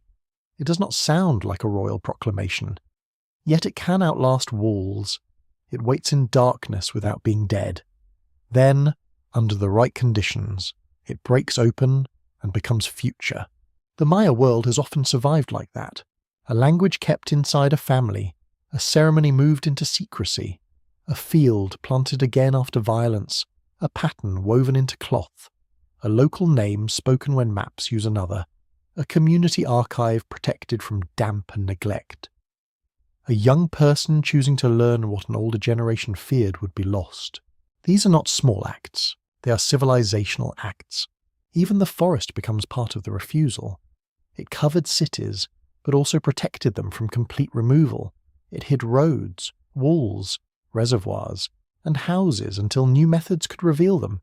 It made ruins look like hills, and in doing so, allowed many stones to remain. The same green force that broke plaster also guarded memory beneath leaves. History rarely gives pure enemies. It gives entanglements. Night settles across this long view. The old kingdoms are gone, but their absence is not emptiness. The books burned, but not every voice burned with them. The forests returned, but not as final curtains. The strangers arrived, but they did not find ghosts. They found people who would suffer, adapt, resist, remember, and continue. The refusal to die is not loud. It is a low sound, steady as grinding stone, rain on leaves, footsteps on a path, and a child repeating a word correctly for the first time. It does not ask for permission to be history. It simply remains, changing shape whenever the world demands another shape, and carrying memory like a coal sheltered in both hands. The kingdoms fell, the people did not, and in that difference, the Maya story keeps breathing. The last light rests on the calendar stone, and nothing truly ends. You are standing beneath a wide evening sky, where the horizon glows softly and the first stars wait behind fading blue. Around you, the world is quieting. A road disappears into trees. A field darkens at its edges. A modern town hums somewhere beyond sight, with engines, voices, cooking smoke, and children resisting sleep with the ancient stubbornness of children everywhere. Time turns without asking permission. The Maya understood time not as a deadline, but as a living pattern of return, burden, renewal, and memory. Days carried names, cycles carried weight, events were placed within larger movements that reached beyond one lifetime. One mainstream historical fact remains essential. Maya calendar systems were used for centuries across changing communities, and their concepts of time influenced ritual, history, astronomy, and identity in ways scholars continue to study through inscriptions, manuscripts, colonial texts, and living traditions. The count did not belong only to kings. It belonged to a way of seeing. Research from institutions such as Harvard, Yale, the University of Chicago, and the University of Texas has shown that Maya timekeeping joined mathematics, observation, ritual, and political memory into a complex intellectual tradition. Yet even that careful sentence feels too dry for what it meant in life. For ancient people standing under stars, time was not merely measured, it was encountered. A day arrived with character, a season returned with expectation, a cycle closed and another opened. You imagine an old observer watching the eastern horizon before dawn. The air is cool for once, carrying the smell of earth, ash, and wet leaves. He knows the place where the sun will rise. He has watched it for years, perhaps decades. His knowledge is not hurried. It is layered through repetition, corrected by memory, and sharpened by responsibility. The sky becomes a text, not a text owned by one person, and not a text that gives all answers easily. It is something watched together across generations. A child sees an elder looking upward and learns that the heavens deserve attention. A farmer watches clouds and learns another kind of time. A ruler stages ceremony when a cycle turns. A scribe paints numbers into a book. A modern student studies a language lesson online, then calls a grandparent for pronunciation. The calendar keeps widening. A quirky tidbit belongs to the recent memory of Maya time. In 2012, many people around the world became briefly convinced that a Maya calendar cycle predicted the end of the world. Maya scholars, communities, and archaeologists patiently explained that a cycle ending was not cosmic cancellation. Apparently, humanity saw a calendar turn over and decided to panic, which is a very modern skill. The world did not end. The misunderstanding did reveal something. People still want ancient time to hold secret warnings. They want the past to whisper some hidden truth about the future, preferably with dramatic music and a convenient deadline. But the deeper truth is quieter. Maya timekeeping does not need apocalypse to be profound. It asks you to consider a civilization that thought carefully about recurrence, memory, responsibility, and the relationship between human life and cosmic order. That is enough mystery. More than enough. Scholars still debate how best to connect ancient calendar traditions with modern Maya ceremonial practices. Since centuries of colonization, regional variation, religious change, and political pressure transformed many forms of knowledge. Some researchers emphasize continuity in day-keeping and ritual cycles. Others warn against making simple claims across vast stretches of history. The open debate requires respect, especially because living communities are not evidence cabinets. They are people. Their present is not a footnote to ruins. You stand now in a modern courtyard as evening settles. Someone lights a candle. Someone checks the time on a phone. Someone speaks in Spanish, then answers in a Maya language. A child asks a question about school. A grandmother corrects the child gently. A pot simmers nearby, and the smell of maize, herbs, and smoke rises into the cooling air. The old world is not perfectly visible. But neither is it gone. It exists in fragments, choices, rhythms, and guarded continuities. It exists in the sound of a word taught again. It exists in legal struggles for land. It exists in ceremonies held with care. It exists in art, scholarship, farming, mourning, humour, and the stubborn dignity of communities who refuse to be treated as leftovers from someone else's history. The unfinished calendar is not only ancient, it is living. That does not mean everything survived. It would be false and cruel to pretend that conquest, disease, forced labour, racism, and violence left only noble resilience behind. Many things were broken. Many books vanished. Many names slipped away. Many communities were wounded so deeply that the pain entered generations. The story is not soft because it avoids sorrow. It is soft because it holds sorrow without letting it be the final word. Grief remains, so does breath. You return in thought to the forests, fields, courts, caves, villages, roads, coastlines, churches, markets, classrooms, and digital screens that have carried Maya life across 4,000 years. Each place holds a different kind of time. Stone holds slow time, maize holds seasonal time, language holds ancestral time. A child holds future time, though usually without appreciating the responsibility and while asking for something sweet. That is how futures begin, not with grandeur, usually with hunger, questions, and repetition. The Maya civilization refused to die because no single ending could reach every vessel that held it. Not the fall of a city, not the burning of a book, not the arrival of strangers, not the pressure to forget a language, not the long habit of outsiders misunderstanding what stood before them. Something always moved beyond the damage. A seed, a word, a path, a song. A joke whispered in the right language. A candle lit at the right place. A field planted because tomorrow still needed food. You look once more at the evening sky. The stars emerge without hurry, calm and distant above the sleeping land. They do not announce completion. They do not close the story. They simply appear as they appeared above ancient observers, colonial villages, hidden forest ruins, and modern towns glowing softly with electric light. Perhaps this is the gentlest truth. A civilization is not immortal because it never changes. It is not alive because every ancient form remains untouched. It lives because people continue to make meaning, even after loss.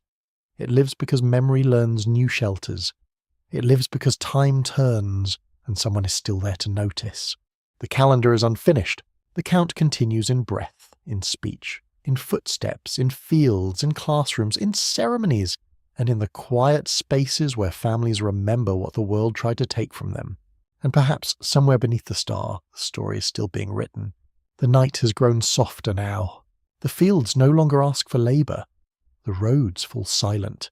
The old stones cool beneath leaves, and the houses gather their sleeping breaths behind walls of wood, plaster, concrete, or woven shadow.